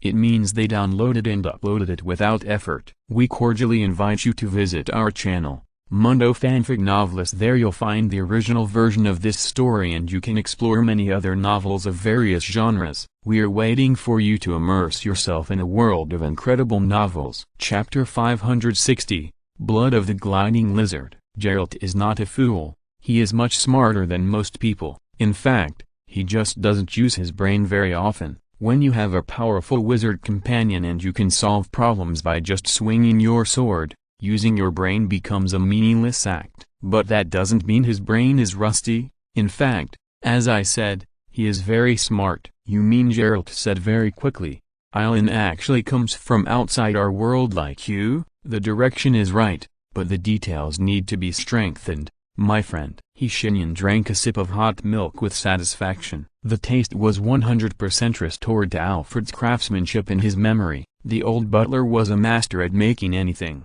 Black tea, milk, he even knew how to mix cocktails. I believe he would be very happy if he knew that his craftsmanship was circulated in the other world. Details? You mean oh, now I understand. Geralt nodded with sudden enlightenment, and historical knowledge quickly passed through his mind. Elves, also known as the Ancient Tribe. The elves are not actually the natives of this world. In ancient mythology, they arrived here on white ships, In other words, they also came from outside the world. Thinking of this, he began to recall more things. The intersection of the celestial spheres brought humans to this world, and also brought monsters to this world. In order to seek self-protection, the first human warlocks created the profession of demon hunters. In the eyes of the creators, they should be the protectors of mankind, not only killing monsters, but also responsible for killing aliens. However, in that barbaric era, humans drove the elves and dwarves into the mountains with their own hands. It seems that you should understand, Geralt. Yes, it's just what you think. This Eileni may have met me before. Before? Geralt didn't understand what he was talking about. Yes, once. Shenyan spread out his palms. In this world, the Ancienti have lived here for more than 1,000 years. If the history books are correct, they settled here as early as 1240 BC, and the Eileni prophecy also has a history of 1,000 years. Elves have a long lifespan, which means that she must have arrived in this world with her people on the white ship, not a newborn. She died a long time ago, and the reason is unknown, but since she died on this timeline, it is impossible for me to meet her, right? The Witcher nodded attentively. Then, she died very early, but she knew of my existence. The timeline of this world is fixed and cannot be changed. Based on these inferences, it means that she has met me in other worlds. How is this possible? Geralt couldn't help but question. She couldn't have met you in some other world and then come to our world. You came here first, didn't you? It's entirely possible, Geralt. Shenyan patiently explained to him, like a teacher teaching his students. The speed of time between worlds is different. It's entirely possible that the Ancienti clan met me before arriving in this world, but that meeting actually happened behind our time. You see, she met me first, and that may have told her something, so she made this famous prophecy. Of course, it cannot be denied that she is really a genius unprecedented in history, with the terrifying ability to know thousands of years in the future. Shenyan became more and more excited as he spoke. What does this mean, Geralt? This means that the me she met may be me a long, long time later. So long that me may have even been found. He paused, his expression blank. The way home. They didn't stay in Oakhart for too long. After all, this is the home of the Dryads. Geralt and Shenyan actually didn't want to stay here for long. On the one hand, the demon hunter had to stay alone with Zaisina for about 4 hours every day, which he couldn't stand. On the other hand, eating only vegetarian food made the wizard somewhat uncomfortable. He put aside the question about the way home for the time being. On the one hand, to travel through time and return to this world in 1240 BC, it would require a huge magic ritual. Traveling through time is not a trick that a horse-faced wizard can do whatever he wants with the time gem. This is a completely different world. He needs time and energy to complete this magic ritual. Accurately find the coordinates of 1240 BC in the complex time flow, with an error of no more than 20 years. Then, he has to make plans to come back, and at the same time, he has to prepare himself mentally. After all, what if all his guesses are wrong? No one is omniscient and omnipotent, and people can't do this. People always make mistakes. The so-called life is to find opportunities to correct them in the constant mistakes. He must seize this opportunity. As for what happens next, we will talk about it later. At this moment, they have left the primeval forest and the tree spirits, returned to the main road, and are heading to Novigrad. I must point out that the definition of main road in 1263 is not a straight asphalt road, with service areas every 10 kilometers. This place is at best a little flat, but in fact, it is still terribly desolate. It is common to walk for several days without encountering a single person. This is why, after getting used to traveling with companions, Geralt can no longer stand the loneliness of a person. The demon hunter looked at the traces left on both sides of the road in silence. He had been observing like that for a long time. Carrot made an uneasy neigh under his crotch. I don't know why the master didn't move for a long time. Only Shenyan knew the reason he was observing. Have you come to any conclusion? That's blood, Geralt said firmly. At the same time, he raised a hand and pointed to the traces left on the dark green grass. That's definitely blood. I won't be mistaken. Whose blood? It's hard to say, but it's definitely not human. The Witcher dismounted and leaned over to the grass to sniff carefully. His keen sense of smell allowed him to smell a horrible stench. The smell almost made him cough violently and uncontrollably. Geralt spoke with difficulty while coughing. "Damn it," he said briefly in a sharp voice. "It's a fucking gliding lizard. How did you recognize the smell of its blood?" After a long while, Geralt, who had recovered, told the wizard with a complicated expression, "Because I smelled it once." "Believe me, once you smell this smell once, you will never forget it." Chapter 561. Something that cannot be ignored. Glider lizard. Just by the name, you might think it's a real lizard. If you really think so and plan to take a stick out to fight it, then congratulations. You better have enough money to choose a suitable grave for yourself. Although I don't know who named it a lizard, this thing is not a lizard at all. It can breathe fire and attack its enemies with its tail covered with venomous spines. Its venom is extremely dangerous and can even kill a healthy adult man in half a minute. Not only that, it can bite its enemies with terrible sharp teeth and fangs, and can even attack enemies with sound waves. With so many ways of attack, Geralt really wants to discuss with the guy who named it. How exactly does this thing look like a lizard? He also complained to the wizard in the same way. "I really don't understand. This damn thing is 8 meters long when it grows up, and it flies very fast, which has nothing to do with gliding. They don't have eyes at all, and can identify the enemy's position in a way that I still don't understand. This makes some bombs that can emit strong light to interfere with vision useless. The scales are so hard that even if a normal silver sword is coated with sword oil, it will take several hits to break the skin. Forget it. They don't have eyes. The methods used to deal with ordinary sub-dragons are completely useless against them." Gliding lizards? Who named them that? It sounds like you are very concerned about the fact that gliding lizards have no eyes, Geralt. "Because I have killed these things, too. One is an adult, and the other is a juvenile. The juvenile is difficult enough to deal with, and the adult one almost killed me," Geralt replied depressedly. They rode on horses,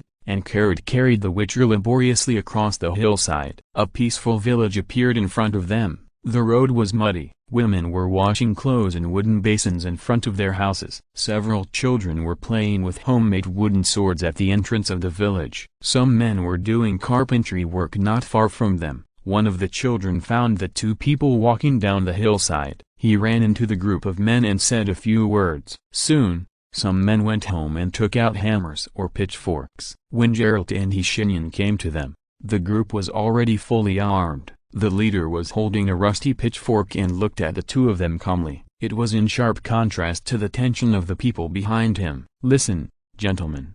If you are just passing by, then we have no objection. But we don't have an inn or tavern here. If you want to stay overnight, we can also provide clean beds. But if you 2 are here to do something else, we may have some conflicts." He spoke clearly and logically, which surprised Geralt a little. Generally speaking, such people in the countryside are old people, and time will make them a little wise. And this leading man looked only 40 years old. "Don't worry, sir," Geralt replied calmly while riding on his horse. "We are just passing through, not staying here overnight, and will leave soon. You don't need to worry about us." The man breathed a sigh of relief. "That's the best.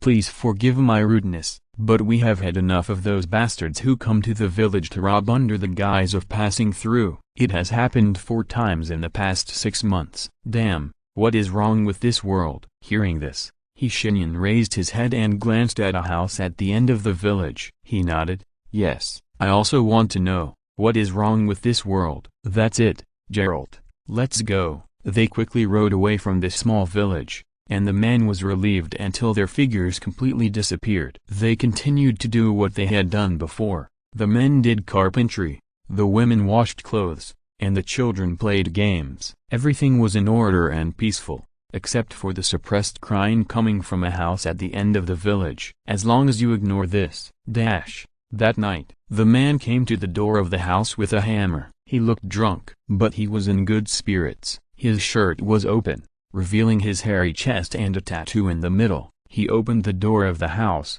and with a creak, the house was filled with terrified sobs again. The moonlight stretched his shadow long on the floor. The man shook his head helplessly, walked into the house with a carpenter's hammer, and then closed the door. After groping for a long time, He finally found a candle on a table in the corner of the house. After a lot of effort, he finally lit it. This is how it is in this era. If you are not a sorcerer or have a source of fire in your hand, it will take a while to light a candle or kerosene lamp even if you have a flint. As the candle lit up, the situation in the house was also clear. 5 women and 3 men were tied together. Their hands and feet were tied with ropes, and their mouths were bulging with tattered cloth stuffed in them. At this time, they kept shrinking to the corner, looking at the man with fear. Seeing this scene, he shook his head again. The carpenter's hammer swung in his hand and was thrown up and down by him, as if it were a toy. "I told you a long time ago, don't act so pitiful, you will only make me upset." Alas, he squatted down, lowered his head and touched the hammer, and the tattoo in the center of his chest was now completely exposed. It was a sharp sword wrapped in a circle. The man said helplessly, "Listen, you will be taken away from here tomorrow morning. Do you understand? As long as you don't resist and don't cause trouble for us,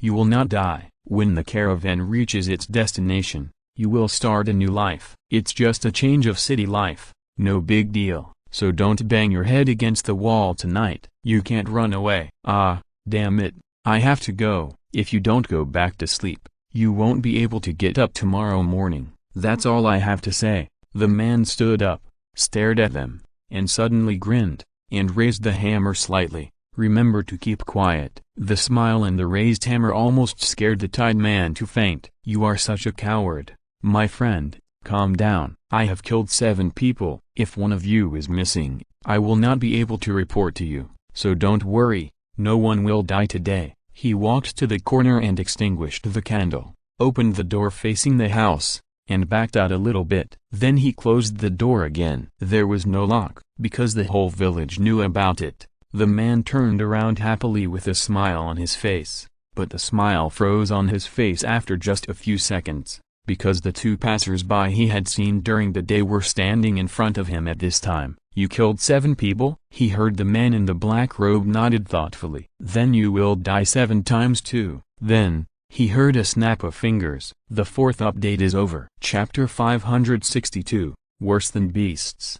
"Did you really let him die 7 times?" "Absolutely." Geralt stared at the man who was standing there in a daze. He looked like he had lost his soul. His expression was stupid, and there was no emotion in his eyes anymore, only the purest silence. He stood there like a puppet. 2 minutes later, he began to stop breathing. The Witcher thought to himself, "No, not stop." He forgot to breathe. He reached out and gently pushed the man, and he fell to the ground with a bang. His head was broken on the steps, but what flowed out was not blood, but some kind of black dust. At this time, Geralt really believed that the wizards really had the ability to let a person die 7 times. "How did you do it?" he asked, while pulling out the steel sword behind him. Geralt's hearing allowed him to hear people getting up in the surrounding houses, getting off the bed, putting on shoes, pushing open the door, and picking up weapons. A series of sounds were so easy for him to detect. "Deception," Shenyan said. "I sent the wrong instructions to his brain." In the scene he saw,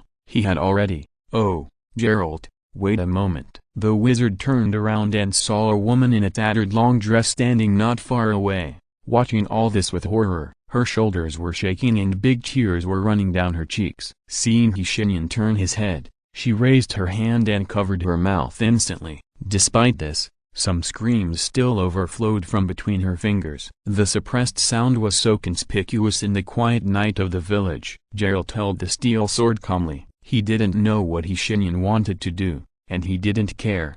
The scene in the house and the words the man had said before had already made him furious. The demon hunters obviously didn't expect their luck to be so good, or rather, so bad. They actually met one of them on the way. There was a pattern of a sword group on the dead man's chest. Geralt thought they had all died in Lower Soden, but now it seems that it is obviously not that simple. It's like a ghost. When you see one evil ghost in the sun, there may be 1,000 hiding in the dark. "Hello, lady." Shenyan walked forward, and Geralt could just see his profile. Geralt noticed that he didn't smile. He walked slowly to the woman, not fast or slow. Geralt was familiar with this gait, and he knew that the wizard was putting pressure on the woman. Is it really necessary to do this, dealing with a woman in the countryside? In the past, he had only seen this technique in those interrogators who interrogated serious criminals. They would disintegrate the will and resistance of the prisoners from all aspects,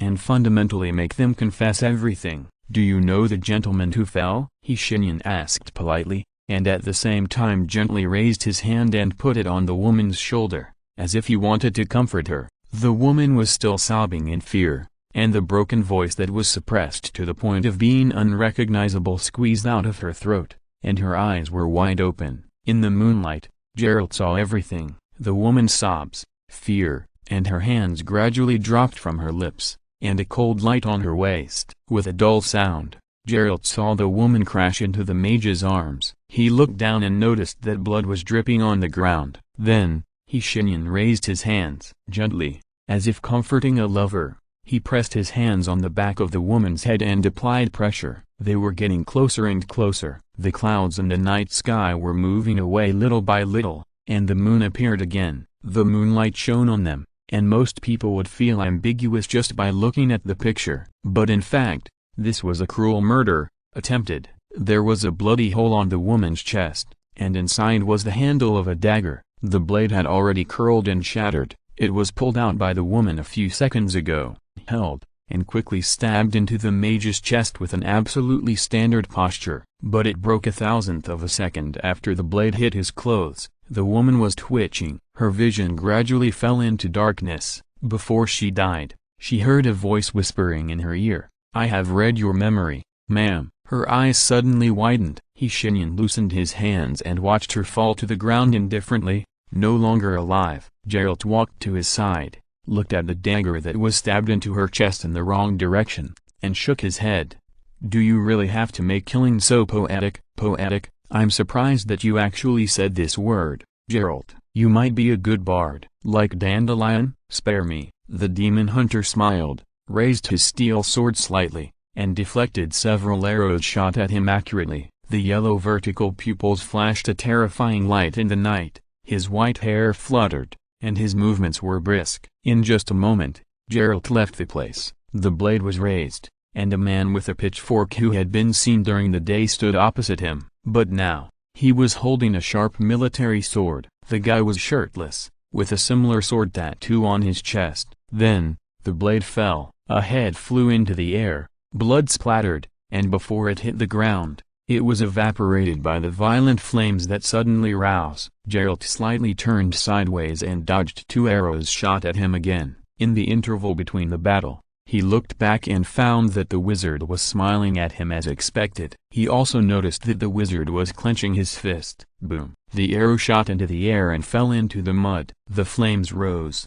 wrapped around the witcher's blade, and completely illuminated the night sky. Screams resounded through the night sky for a while. The witcher raised the flaming blade high and crashed into the crowd attacking him. Upward, downward, backstabbing, dodging, horizontal slashing. Blood and limbs flew everywhere. Their screams resounded through the sky, and the flames burned more vigorously. One of the guys who lost an arm fell at the witcher's feet, holding his arm and wailing. Geralt walked past him, intending to deal with the other three who were still able to fight. But this guy spoke with resentment. "You mutant bastard, aren't you a demon hunter? There's a gliding lizard nearby, but you don't deal with it, but instead you start a massacre of us?" Geralt looked down at him.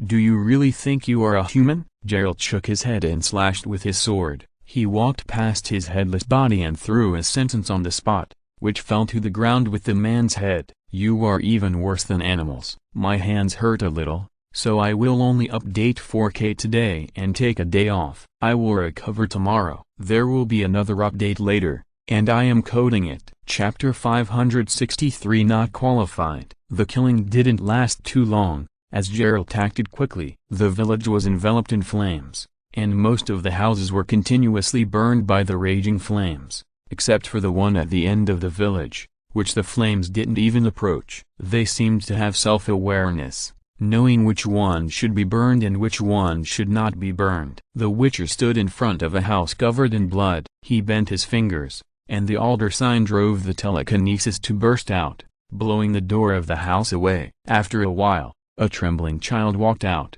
Geralt frowned, and Shenyan came from behind him, his tone still calm. "Don't think you've done anything wrong, Geralt. I don't think there's anything wrong with killing their parents, but I want to know." The Witcher pointed at the trembling child. "What should be done with these children?" The wizard did not answer the question directly. "I've looked at the woman's memory, Geralt. This village has a history of 37 years. It was originally established to provide a transit station for the people of the Sword Court to transport slaves on this sparsely populated road.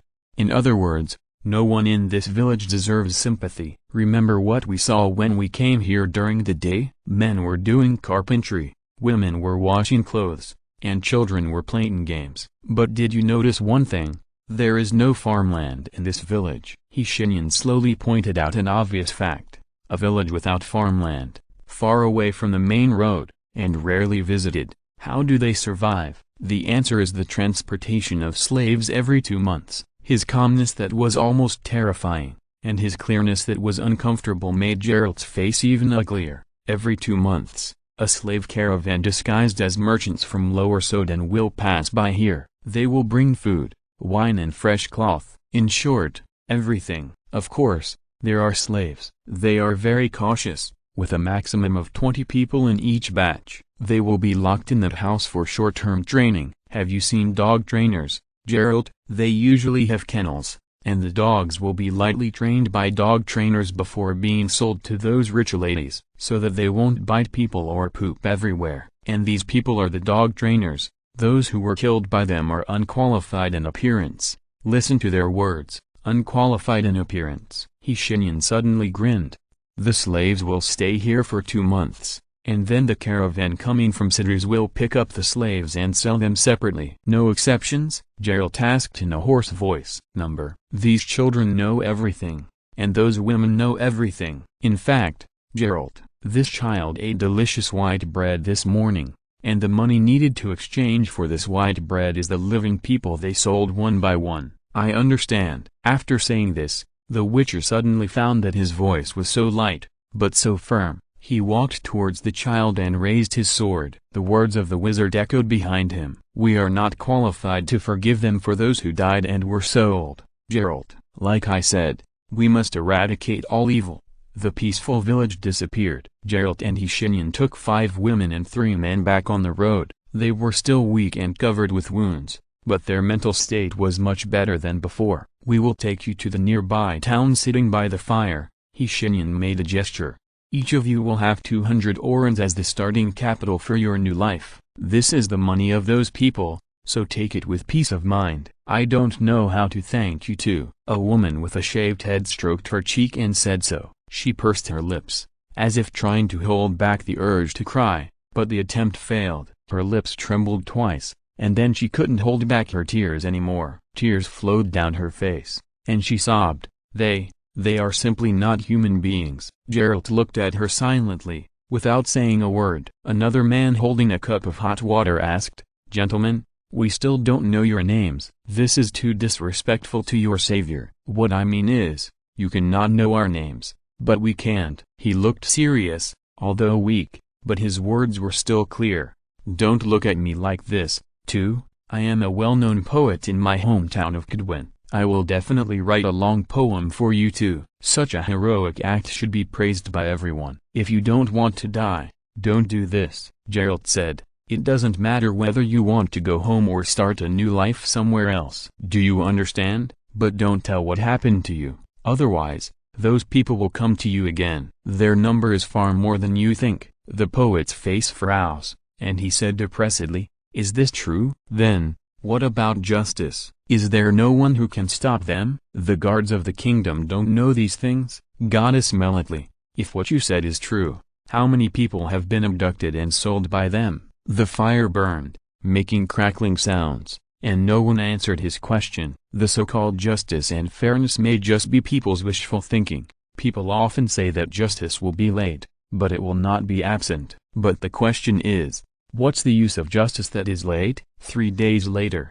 they dropped off the 8 people in a nearby town with more developed transportation. This is a port town, you can take a ship to Skellige in the west. If you go to the left, you can take a carriage for a long journey to Myria, Redania, Gwen, anywhere. After resting here for 2 days, they continued on their way. That gliding lizard, aren't you going to kill it? I'm a demon hunter, yes, but I'm not a fanatical monster killer. The standard for demon hunters to accept commissions is to see whether the monster will harm humans. Gliding lizards generally live in high mountains or deep forests, and the only human settlement in that place was burned clean, so it can't harm humans. Besides, Geralt was silent for a while. If it kills them, I might even applaud. Your mind is too dark, Shenyan said with a little disdain. This statement naturally attracted the angry glare of a demon hunter. He opened his mouth with a rage and wanted to refute, but he didn't know what to say. In the end,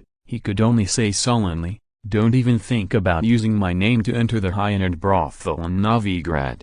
Well, it's a really cruel threat, the mage replied with a strange look on his face. At the end of October, they finally arrived in Novigrad. Chapter 564 Novigrad. A man was sweating under the scorching sun. The weather was not too hot at the end of October, however, working at noon was a different concept. He was holding a woodworking saw and sawing some wooden boards into suitable shapes in the courtyard of his home. He looked up when 2 people on horseback passed the corner of the street.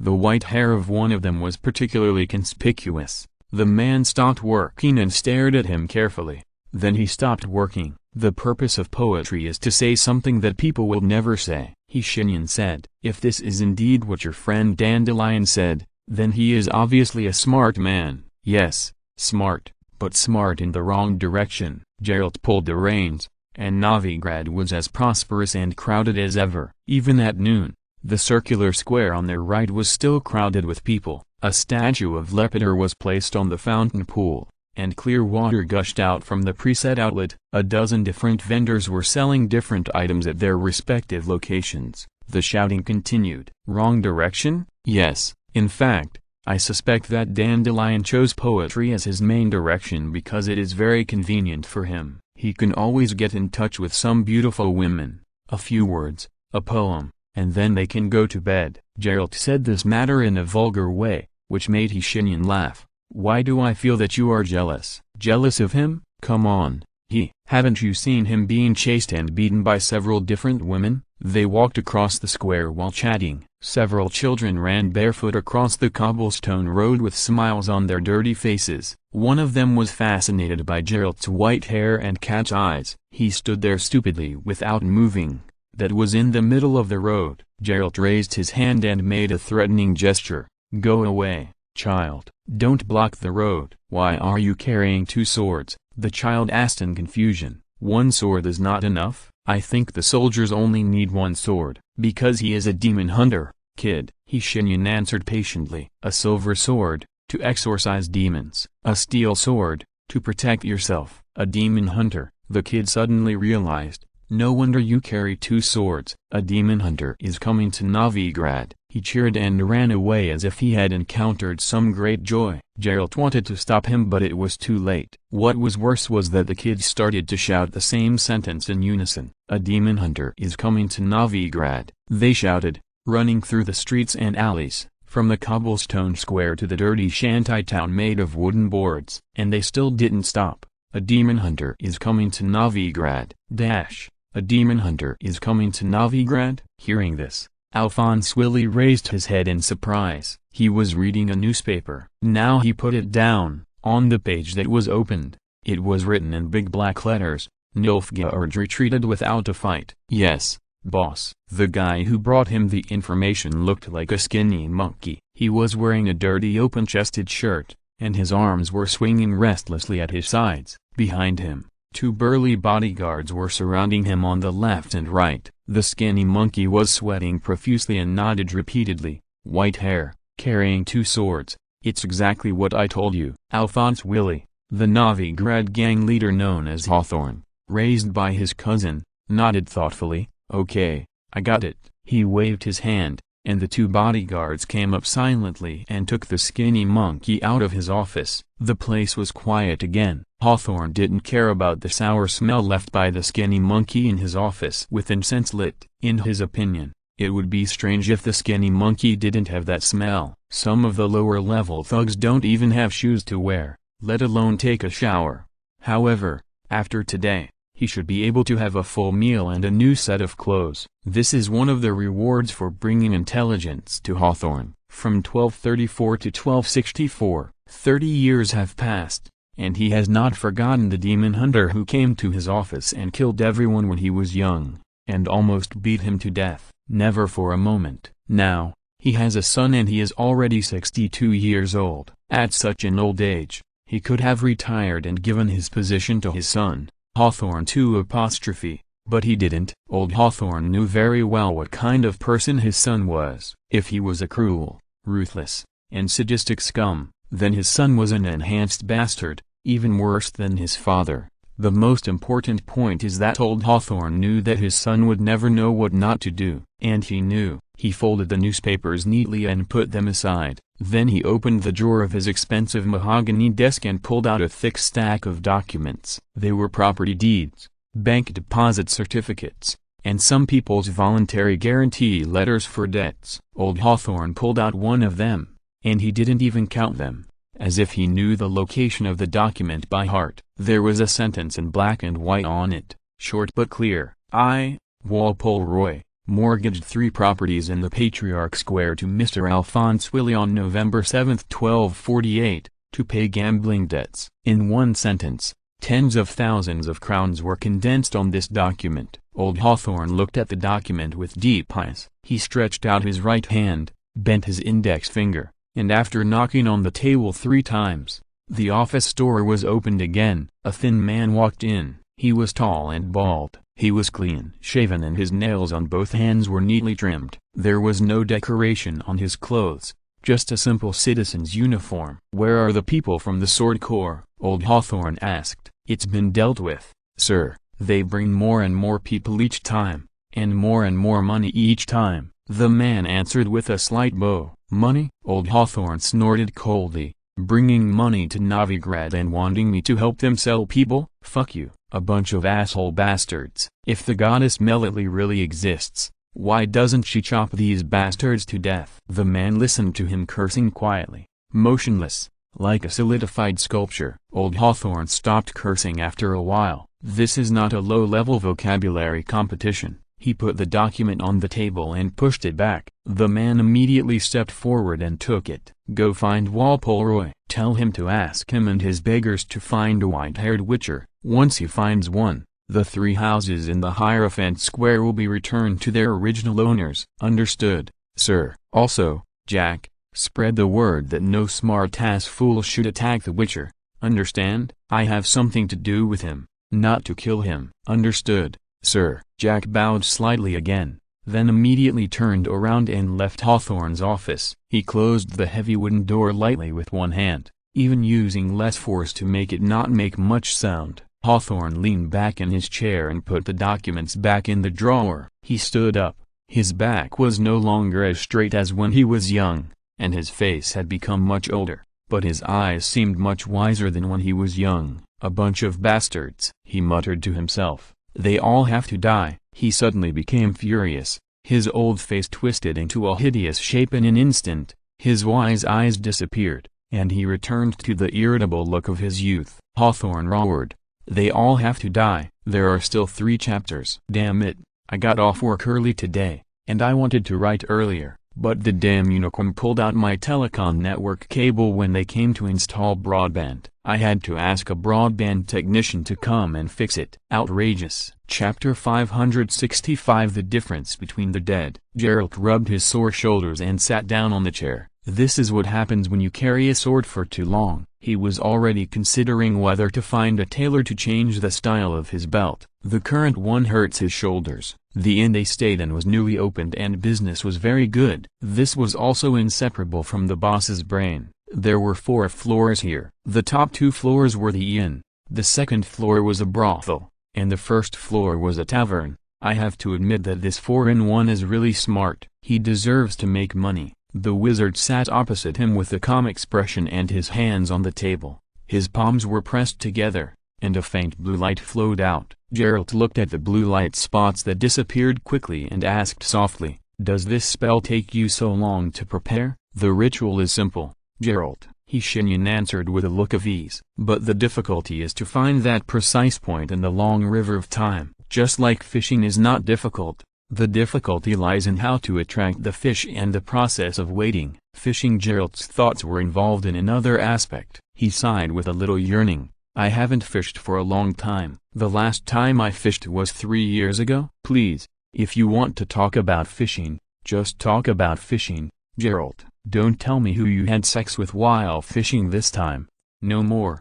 No more. Geralt smiled awkwardly, and the waiter came to serve the dishes. This was a very sumptuous meal, a big pot of stew, a wheel of cheese from Vizima, fresh lamb legs, and even a whole plate of special white bread and a bottle of East of the East. The money was paid by the mage. He really couldn't stand the roasted venison and cheap dishes he had eaten along the way. When he came to Novigrad, he had to have a good meal. After all, this is also the Pearl of the North. Walpole Roy. This name is still well known in Novigrad. It is well known that there are many beggars in this city, but no one would pay attention to them unless you are the kind priest of the goddess Melitli. Their eyes are cloudy and dim, and their bodies are covered with scars and abscesses. They have no clean clothes, food to fill their stomachs, and naturally no home to shelter from the wind and rain. However, they are actually the most informed messengers in the city of Novigrad. So, Mr. Alphonse is finally willing to forgive my debt? Your debt has been forgiven a long time ago, Mr. Walpole Roy. This is a deal. One piece of news in exchange for 3 houses. It's a good deal no matter how you think about it, isn't it? In a dilapidated wooden house, the dim candles and the sunset light shining through the wooden boards together maintain the light here. 2 men sat face to face around the table. One of them was a bald head. Yes, this is Hawthorne's subordinate, Jack. As for the other one, this gentleman's appearance is not very good. He had an exaggeratedly large nose, which occupied 2/3 of his ugly face. Add to that a pair of pitifully small eyes and a mouth full of rotten teeth. The beggar among beggars, their leader, Walpole Roy, was here. He was smiling flatteringly, not realizing that his dignity was making the smile disgusting. Ah, Mr. Jack, that's great. So, what does Mr. Alphonse want to know? A demon hunter came into the city at noon today. Jack was not moved by his flattering and disgusting smile. The bald man's tone was so rational that it was almost emotionless.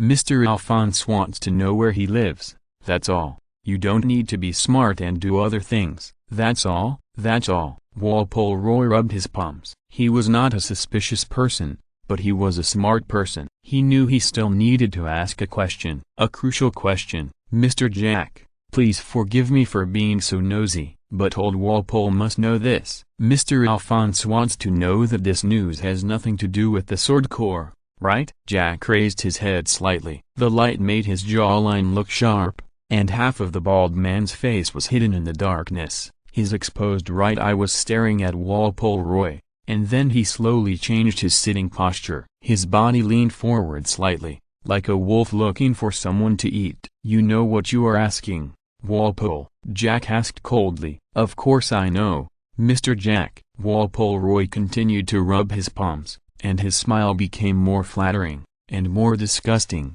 The respected Mr. Alphonse has been calling the shots in this city for so many years. It is well known that he doesn't like the people traffickers of the Sword Group, but other people will not go against money, right, Mr. Jack? If this matter is related to the Sword Group, then I am afraid I have to reject your proposal. Even if I want to get back my 3 houses in the Hierophant Square, I have to consider my life. Mr. Alphonse can kill the people of the Sword Group, or even anyone in the city. But I'm just a small character, Mr. Jack. Walpole's smile became a little bitter. If I go against them, then I'm afraid I will appear under a piece of land outside the city tomorrow. Jack's back touched the back of the chair again, which made the broken chair creak under the weight. He said calmly, Mr. Alphonse's order to me is for you to accept this proposal. His words made Walpole Roy purse his lips. Jack continued, I know it's difficult for you to do it, so I have another suggestion. He took out a purse from his waist and put it on the table.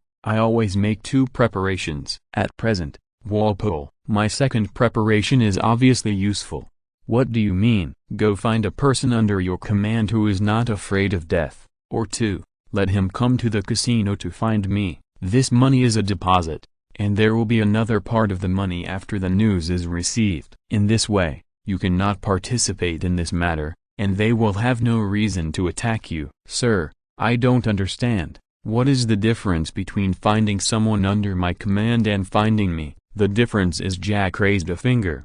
It will be him who will die, not you. Do you understand? He put the document on the table, pushed it in the direction of Walpole, and then got up and left the room. Walpole Roy's expression was very intriguing. After a while, he shouted to the outside of the room, "Francis, come in. There is a job for you." Chapter 566 Gemstone. Did he accept? No, sir. Jack bowed slightly. Walpole Roy told me the truth. He was afraid that if he did what you said, he would be killed by the other giants tomorrow. Stupid. Alphonse Willie commented.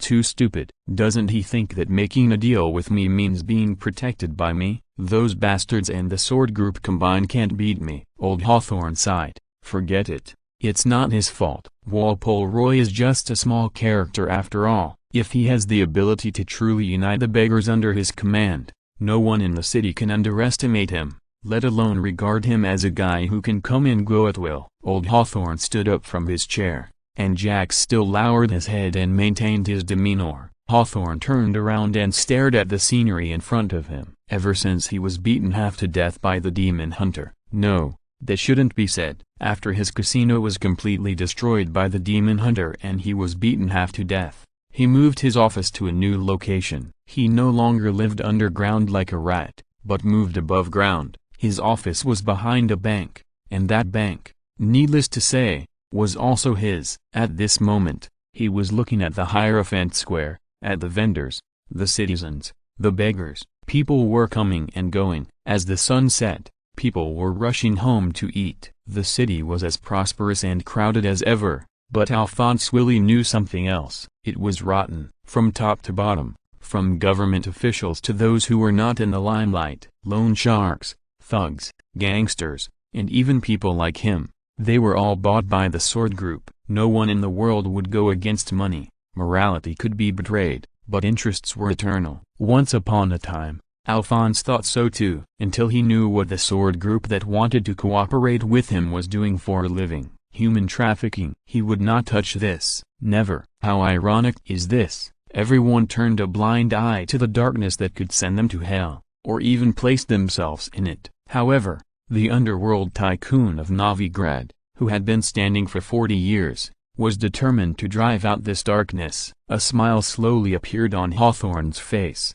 They really should give me an award, or let me be the mayor. So, Jack, you won't let me down, I know that. Then let me guess, you used your backhand again? Yes, sir. I asked Walpole to find one of his men to find out about this on his behalf. Beggars will exchange information with each other, and he can also find out where the wisher is, but it will be a little slower. Well done. Hawthorne nodded slowly. It's hard to believe, Gerald. The first thing you did when you returned to Novigrad was not to come to me, but to buy a suitable set of clothes? A woman dressed in a relatively thin way said angrily to the Witcher, who seemed particularly embarrassed by the situation. Although this woman was indeed an old acquaintance and friend of his, Shenyan was still beside him. The wizard was looking at him with a stifled smile. His face was still calm, and his expression did not fluctuate, but Geralt only needed to look at those smiling eyes to understand what he was thinking. Geralt sighed in his heart. He turned his head. His expression was very complicated. Tavia, listen, I'm a demon hunter, not a professional prostitute, okay? Sometimes I really have to make sure I look like a demon hunter, not a beggar or something like that. Geralt turned the matter in another direction with a few words. By the way, why are you here? I thought you were working in the store. Work? The woman he called Tavia had wheat-colored skin and long black hair that fell on her shoulders like a waterfall and waves. In this era, there were about 2 professions for women who did not tie their hair or wrap their hair. One was prostitutes, the other was sorceresses, and this Tavia was obviously the former. Geralt didn't discriminate against their career choices. He knew that people wouldn't do this if they had a choice, unless you were a female night demon. That was another matter. Tavia laughed. Silly, you haven't been to Novigrad for too long. I'm retired. Retired? Geralt raised his eyebrows in surprise. Do you mean you paid off your debts? More than that.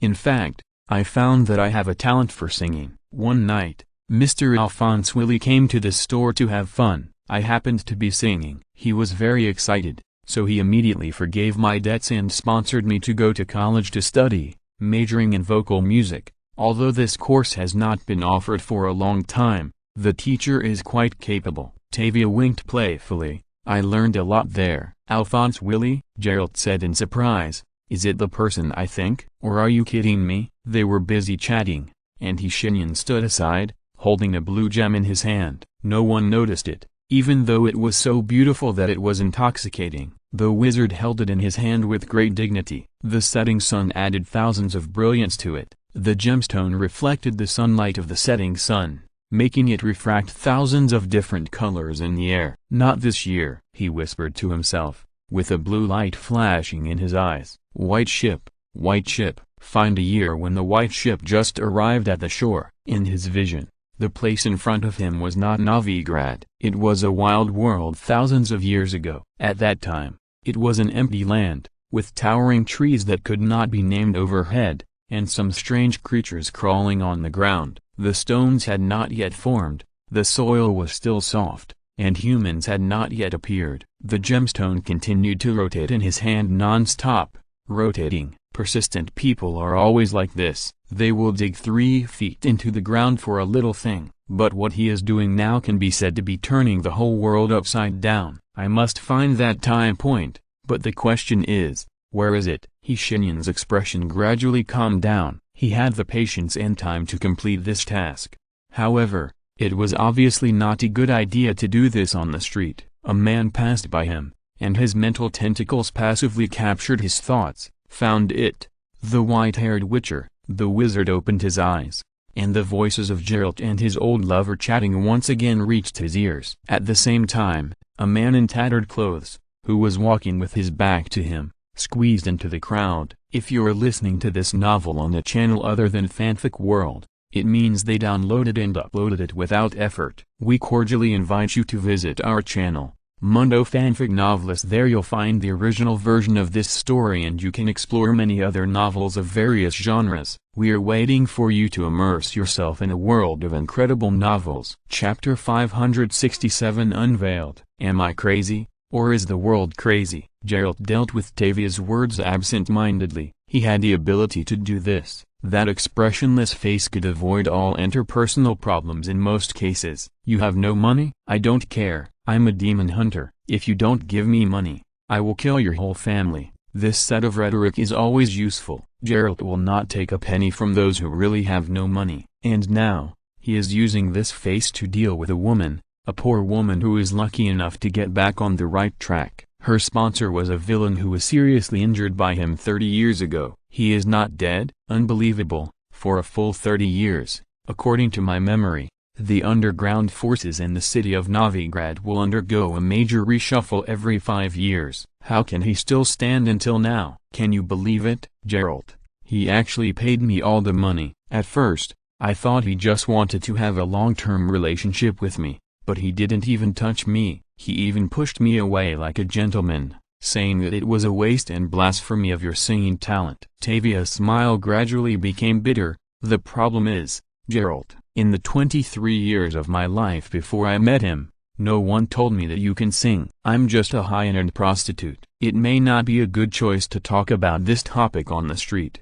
Many people have already looked at them with strange eyes. Geralt took a step forward and gently put his arm around her shoulders. The Axis sign was activated in an instant, which stabilized her emotions. Then the Witcher told her you should go home. Tavia, you still have vocal lessons tomorrow, don't you? Yes, the poor girl said in a trance. I was going home, but I came to say hello when I saw you. You are the only one among them who didn't scold or hit me. Thank you, Geralt. The demon hunter was silent for a long time as he watched her leave, so long that Shenyan put away his gem. Are you done talking? He asked. We're done. He nodded. Well, it's time to get down to business.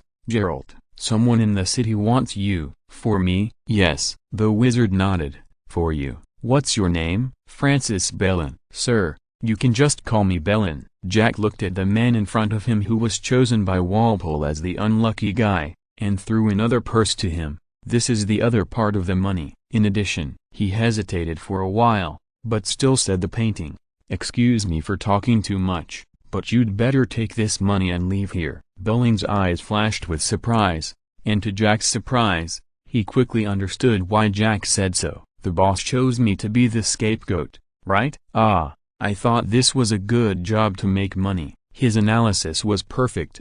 By doing this, he doesn't have to offend Mr. Alphonse, nor those who stand with this sword group, and he can even get his house back. All he needs is my death. What a good plan. And this plan was made by me. Looking at his face, Jack didn't say this. Run, while you still can. Jack sat back down in his chair. If you really want to survive, never get involved in anything in Novigrad again. This place is worse than shit. I disagree, sir. Francis Bellin, a nobody, pulled up a chair and sat down. He began to talk, as if he had no idea who the man sitting across from him was. Jack Dillon. He had killed 217 people in Novigrad in the past 20 years. He was one of the reasons why Alphonse Willy was still alive. Sometimes, though, one could be removed. Sir, this place is really bad. Even the city officials are like this. They make money, but they never think about making the place better. I mean, they are now working with the swords to make money,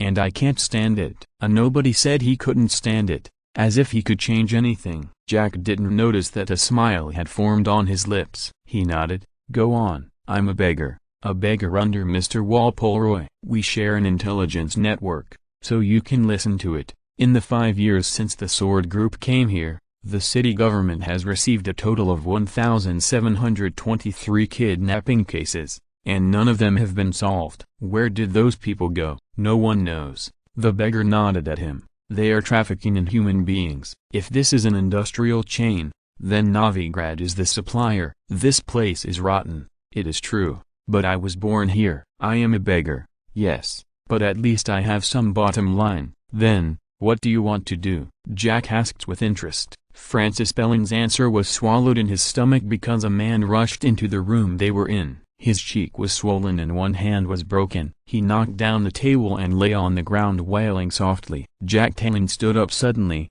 and at the same time, a demon hunter and a man in a black robe also walked into the room. Ah, found it. The man in the black robe said softly. Francis Bellin, well, I have a question. What do you want to do with my friend Geralt? He turned his head again and looked at Jack Talon, with a blue light flashing in his eyes. Maybe it would be better to ask you directly, Mr. Jack Talon. What does your boss Alphonse Willy want to do with my friend Geralt? Jack Talon's hand, which was about to hold a knife, stopped. It was not that he didn't want to continue, but some force forced him to stop. Then, his body began to sit down little by little involuntarily. During the whole process, the idea of sitting down did not enter his mind, but he wanted to stand up and resist. But none of them were implemented. Jack Talon sat on the chair with sweat on his forehead. His lips opened, and he began to speak out Alphonse Willy's plan involuntarily. That was something he would never say even if he died. He wants Geralt to do him a favor. Interesting. Hawthorne asked me for help. Geralt turned his head and glanced at Shenyan. This is really the funniest joke I have heard this year, even funnier than the ones Regis said. Then what does he want from me? Jack's lips and tongue began to move again. He wants to cooperate with you to drive the sword group out of the city. This joke is funnier than the previous one. Chapter 568 The Truth. The funny thing about a joke is that you know it's not true. For example, someone told a rather unusual joke. It was about how a child accidentally killed his parents. Most people wouldn't find this joke funny, but there must be a few people who would appreciate it. Admit it, everyone has a different sense of humor, and some people just prefer the darker kind. But the one in front of Geralt was not like that. He only felt a huge sense of absurdity coming over him, making him almost unable to laugh, because he knew what Shenyan could do. Naturally, it included making a person start to tell the truth against his will. So, the bald man in front of him, he was telling the truth. He didn't lie. You mean, Alphonse Willie, the biggest gangster in Novigrad, wants to cooperate with me to drive out a group of human traffickers." The Witcher laughed dumbly. "You might as well say that he wants to use me and monopolize the business himself." "No." Jack's lips continued to open and close, the muscles called tongue moved, the vocal cords vibrated, and made sounds. His eyes were full of fear, but he was still talking. "Mr. Alphonse Willie would never do this kind of business," Jack said. "Mr. opened casinos, fight clubs, and brothels, but he would never get involved in human trafficking, never." "Really?" Geralt stood aside with his arms folded. He would do this whenever he was interested in what someone was going to say next. "Yes, because Mr. Alphonse Willie was trafficked, I said it." "Oh my God." Jack's eye muscles began to twitch, and tears flowed uncontrollably. "I said it," he thought. "How could I say such a thing? Mr. will definitely kill me for this matter later." "Oh, I can also ask the Witcher. I can let him." His thoughts stopped there. Jack's bald head tilted to the right. He leaned back in the chair, his mouth wide open, and fell asleep in a position that would definitely cause a stiff neck when he woke up. Shenyan retracted the mental tentacles that controlled his brain. The wizard looked down at his right hand, and in Geralt's eyes, there was nothing there. And in his eyes, there was a blue gem that was gradually turning black. But, for now, it was still blue. Well, this can explain why he had such an idea. "It seems that Hawthorne is well informed. We have only been in the city for less than a day, and he knows that the demon hunter who came in is me. Maybe it's because your white hair is too conspicuous, Geralt." Shenyan turned and left, and Geralt followed him. Neither of them cared about Francis Baring, who was sitting beside them. They kept walking until they left this messy underground gang gathering place. It was already night. There was a bright moon in the sky,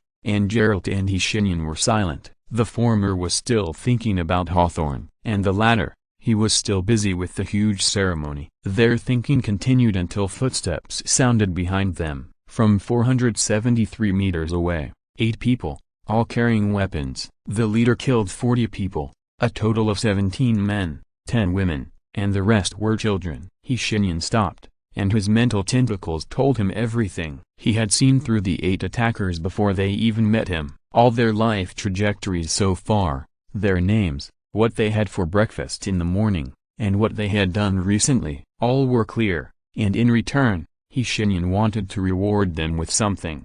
Geralt looked at him in confusion, not understanding why he stopped. Shenyan knew why. The senses of the demon hunter were not sensitive enough to hear the footsteps 400 meters away. "Nothing, Geralt, I need to vent, you go back first." The wizard smiled at him, and the demon hunter didn't understand at first, but then he smiled as if he suddenly realized something. "You are going to? Okay, I won't tell anyone." By the way, the store opposite Love and Flowers offers free overnight services. "Okay, I'll make a note." "See you tomorrow morning." "See you tomorrow morning." When the 8 attackers were still 351 meters away from them, Geralt turned and left. At the same time, Shenyan also turned around. He was going to do something not so mage-like, and there were many reasons that prompted him to do it. For example, the darkness he had seen along the way, the child killed by the bastard in the lead, and the problem he was having a headache with. It was too damn difficult. Shenyan sighed. 1 second,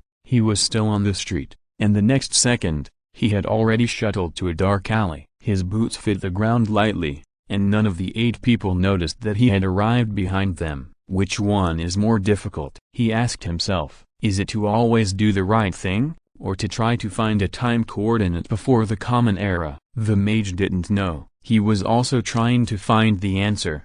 "Excuse me." His voice sounded from behind the 8 people, calmly. "I have a few questions to ask you." "What?" His voice was too calm, so calm that it almost didn't sound like a person. The guy closest to him was so scared that he almost fell to the ground. Shenyan looked at him and said nothing, but he loosened his hand holding the knife by himself. The remaining 7 people were on high alert. They didn't know who was talking, but they knew the tone. If one of them was planning to kill someone next, they would use this tone. The leader, the one who killed the most people, chose to communicate. He looked at the person who was talking in the dark cautiously, and said to Shenyan in his self-righteous tone, "Listen, man, We are paid to do this, and I guess you're too. So there is no need for us to have a conflict or bloodshed. Do you understand? I will give you the answer to the question you want, and then you turn around and leave, okay? You have scared my little brother to pee his pants. Really? No, you are not paid to do this. You are from the Sword Group. A guy named Walpole Roy tipped you off. You came to kill Jack Tarlin, but changed your mind halfway because you saw the white-haired demon hunter, who was also the person Alphonse Willie was looking for these 2 days. But there is one thing that the guy who spoke did not lie. Shenyan looked down at the crotch of the guy closest to him, and indeed there was a faint yellow urine dripping down there. First, I want to ask a question. No problem, man, ask it. Unless it's a matter of principle, I'll tell you everything. The guy who was speaking had beads of sweat on his forehead. He couldn't see who was talking in the dark, or even if it was a person. An invisible sense of oppression made his teeth chatter, his spine chill, and even his fingers tremble. Am I talking to a human or a devil? He asked himself, but he couldn't get an answer. Very good. First question, the darkness spoke. Is it harder to kill a child or to live a good life? What are you talking about? I'm asking you,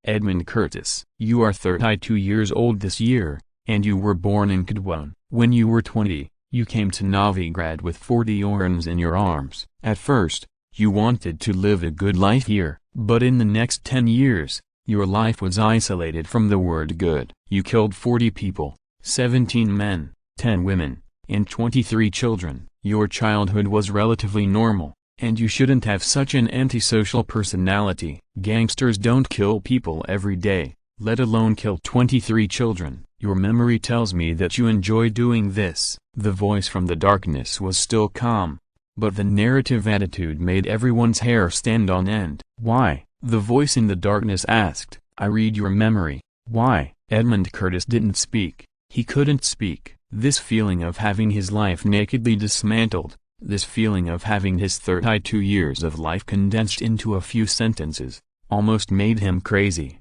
What really drove him crazy was that the question asked by the voice in the dark also made him realize this. Yes, why? Why did I kill those children? He asked himself, but he couldn't find the answer. Was it for money? No, not for money. What was it for? For happiness? No, he was normal. He went to the brothel when he had money, and he had 2 or 3 familiar women. He didn't have a craving for killing. But why? Shenyan didn't let any of them go. From Edmund Curtis to the coward who wet his crotch, he questioned them one by one, carefully, clearly, and logically. Each of them began to realize how miserable their lives were. What's more miserable is that they don't even know why they have become like this. When the questioning was over, he finally walked out of the darkness. The guy closest to him raised his hand, not to kill him, nor to do anything else. He just raised his hand and grabbed Shenyan's boot. He held it like a life-saving straw. His eyes were filled with tears.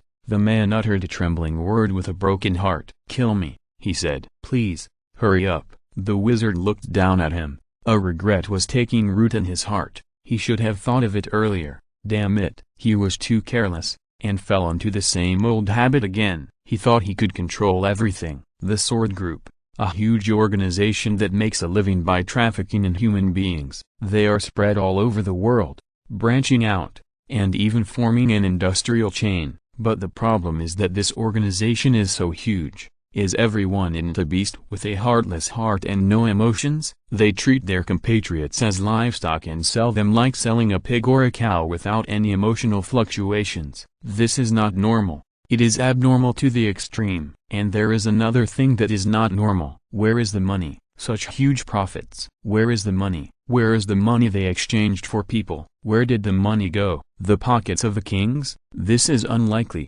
No king would be stupid enough to make human trafficking an official business. Even the most barbaric people would not do this. So, Shenyan combined the two questions. The combination of questions did not give birth to another question, but an answer. All the people in the Sword Group had no sense of reality about what they were doing, and even killed people without any psychological fluctuations, because they were all more or less affected by the spell hypnosis. Shenyan looked at his own right hand. At this moment, what appeared there was not a gem. It was 8 tiny strands of magic power, which were implanted in the minds of these 8 people, a common-sense mistake, a deep-rooted psychological influence. The spell was not brilliant, but the person behind it was extremely brilliant. In this way, it can be explained where the money went. The mastermind behind it was a wizard, and wizards were most in need of money. The people who were most in need of money in the world were not the gamblers who owed debts,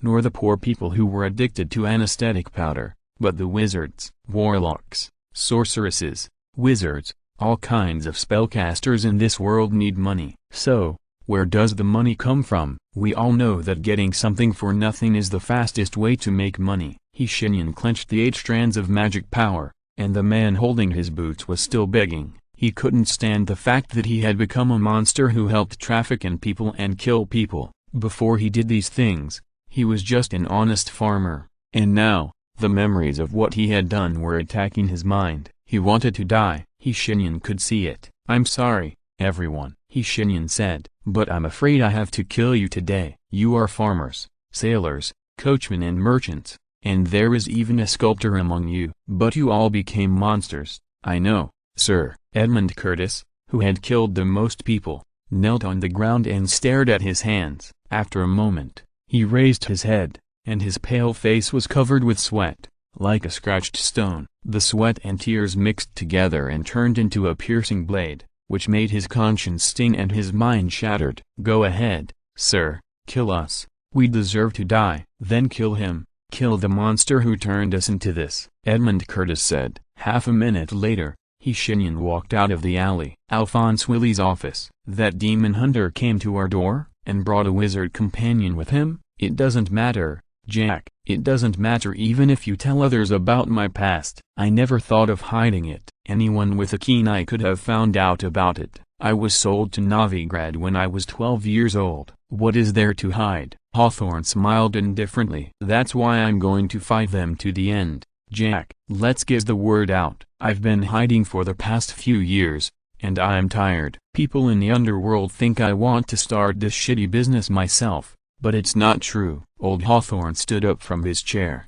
bent down, fumbled under the desk for a while, and pulled out a crossbow from there. "Tell the boys to gather together. We're going to kill all those money-hungry bastards tonight." Jack heard him laughing. "Add fuel to the fire of this city." And Chapter 569, Killing in Progress. Normally, Geralt would not choose to take a walk late at night, but he had no choice now. First, he didn't have much money and couldn't afford to go to a brothel. Second, he didn't want to go back to the room he had booked so early. As mentioned above, the second floor of that place was a brothel. The Witcher knew that he would see many erotic scenes when he went back upstairs. As far as he knew, most of the prostitutes would not stay overnight, so he decided to go back in the early hours of the morning. At that time, perhaps he would be less stimulated. In this way, he chose to stroll through the streets of Novigrad late at night. Unlike other cities, the lighting braziers in Novigrad would never go out at night. Guards holding halberds stood guard at the intersections of various bridges and squares. Night shifts are usually more relaxed. Not only are they busy and crowded during the day,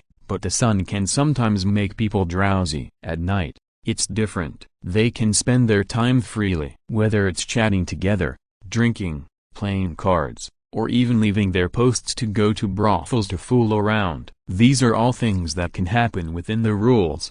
As long as you don't get caught, you can do whatever you want on the night shift, except for one situation. That is, something really happened. Geralt stopped abruptly, not far ahead, at the end of the cobblestone path. There lay a man's broken body. The cause of his death was a dagger in his chest. Although he was dead, his hands and feet were still twitching, as if he was still alive. "I really hate myself for being a demon hunter," Geralt said to himself, while drawing his steel sword and walking forward. The body lay steadily on the ground. He was not worried that the unfortunate guy would suddenly get up and give him a surprise. The dead are dead, and the dead will not move. He squatted down, staring at the dagger in the man's chest and the bloody footprints beside him. The man was wearing a sleeveless shirt, a tattered leather belt around his waist, and new boots on his legs. From this point of view, the possibility of robbery can be basically ruled out. Thieves wouldn't miss a pair of boots like this. Geralt continued to observe. He stretched out his right hand with a sheepskin glove and used 2 fingers to pull down the man's clothes at his neck,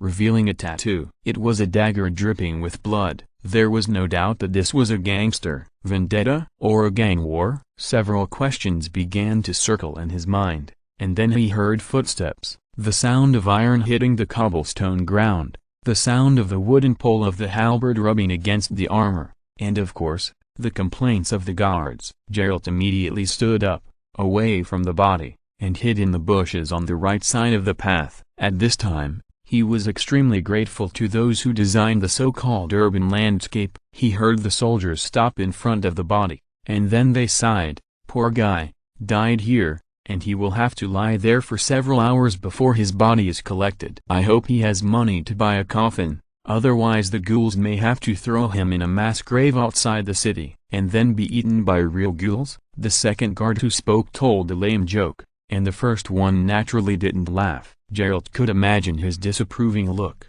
They were silent for a while, and then the first guard who spoke continued, "I don't understand. Is Hawthorne crazy? He's fighting 3 other gangs in the city at the same time. He even didn't let go of the beggars. Does he think he has an army? Who knows? It has nothing to do with us anyway. The mayor and the commander didn't order us to help.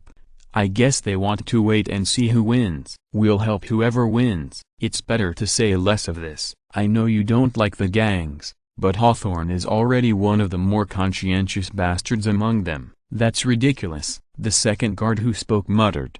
"He was the most bastard in the city more than a decade ago, but now he's the more conscientious one. Oh, let's go. Let the poor bastard continue to lie here. Damn it, I hope no drunkard passes by here." They left, and the footsteps gradually faded away. Geralt stood up from the bushes, flicked the leaves off his shoulders, and his expression was intriguing. "This is so interesting," he said to himself. "Just arrived in Novigrad and caught up with the gang war within 2 days. Ha, I should change my career and establish a religion. I am unlucky wherever I go." Geralt shook his head, the steel sword still in his hand. He returned to the man, looked at his body, and finally sighed. By the time he threw the unlucky man's body, most of it, into the bushes, several minutes had passed. What can you do in a few minutes? There are several answers for you to guess. 1. Complete a not-so-ideal self-comfort. 2. Put on clothes and then escape from the husband who came home. 3.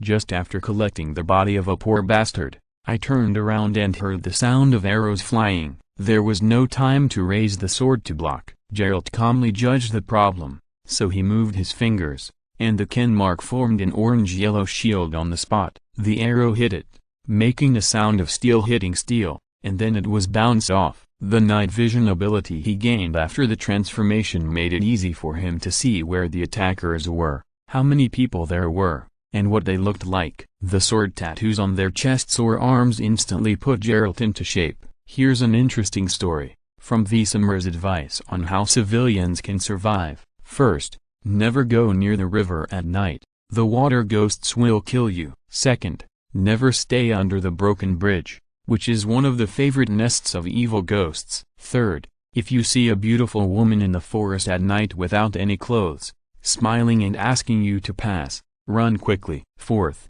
be a smart person and don't challenge a fully armed demon hunter. However, many people don't understand this. Geralt took a step forward, and with the explosive power provided by this step, he began to run, without much nonsense. There were a total of 12 people in the sword group, all wearing thick leather armor. 5 guys were holding bows and arrows or crossbows, and the others were either holding maces or long swords. While running, he had already made a plan. After running, when he came to the first enemy, he raised his sword. At this moment, only 7 seconds had passed since those men shot arrows at his ken shield. Puff! Ah! A scream rang out, and Geralt turned around and slashed horizontally, and the blade smoothly drew a deadly arc in the air. Half an arm flew high, and then ahead. With a cruel smile that he himself was not aware of, the Witcher licked his lips. "You really shouldn't have messed with me," he said. "I always like to kill you beasts." There is one more. Chapter 570 Dickershire. Jack Tarling is a well-known killer. I said this, you may not be able to directly appreciate how excellent his killing skills are. So, Here is what he did in 3 minutes. He broke into a large bungalow with 15 people inside, with 2 short swords in his hands, accompanied by screams and roars. After everything was over, that is, 3 minutes later, he walked out of the bungalow. The fire was blazing behind him, which was one of the many masterpieces he had just made. Old Hawthorne was standing outside, holding a military crossbow in his hand. This treasure can even shoot through thin armor, and it is a deadly weapon against anyone. What's it like inside? As you ordered. They all died miserably. That's good. By the way, Jack, I want to add something to your impression of me in the past, Old Hawthorne said to himself while stringing his crossbow. He stuck an arrow in the firing groove and aimed at the door of the bungalow. As he pulled the trigger, he said lightly, "Somehow, I have a feeling that I will die today, so I have to tell the truth before I die. After all, you are more like my son than that little bastard, Jack. Listen carefully. Before I was 12 years old, that is, before I was abducted, I was the son of an artist." The arrow flew out and shot a man who was on fire, with his chest and abdomen pierced, his intestines flowing out, but he was still trying to run. I have forgotten his face. Hawthorne continued to talk about his past, not even caring that a large group of people behind him could hear it. He originally regarded this matter as a taboo, and no one was allowed to mention it, or even to peek. However, now he has also said it himself. His attitude seems to have completely let it go. But I still remember my time at home. I don't know where my home is, but I remember that beautiful house. White paint, very clean. The edges of the windows are very wide and thick. I like to sit at the window on the 2nd floor and look down. There is a flower field below, which is sunflowers. Do you understand, Jack? Hawthorne said softly. Sunflowers. My father painted a lot of sunflowers. He often painted facing the flower field on the 1st floor, and I watched him on the 2nd floor. I like the words he painted very much, and I also like other things, for example, sculptures. So, you should understand why I like poetry and art so much now? He turned around and grinned. The people in the Hawthorne gang generally dressed more unrestrainedly. Generally speaking, they didn't look like good people. At this time, the gang listened to his story quietly and solemnly. It was not the dignity of the boss,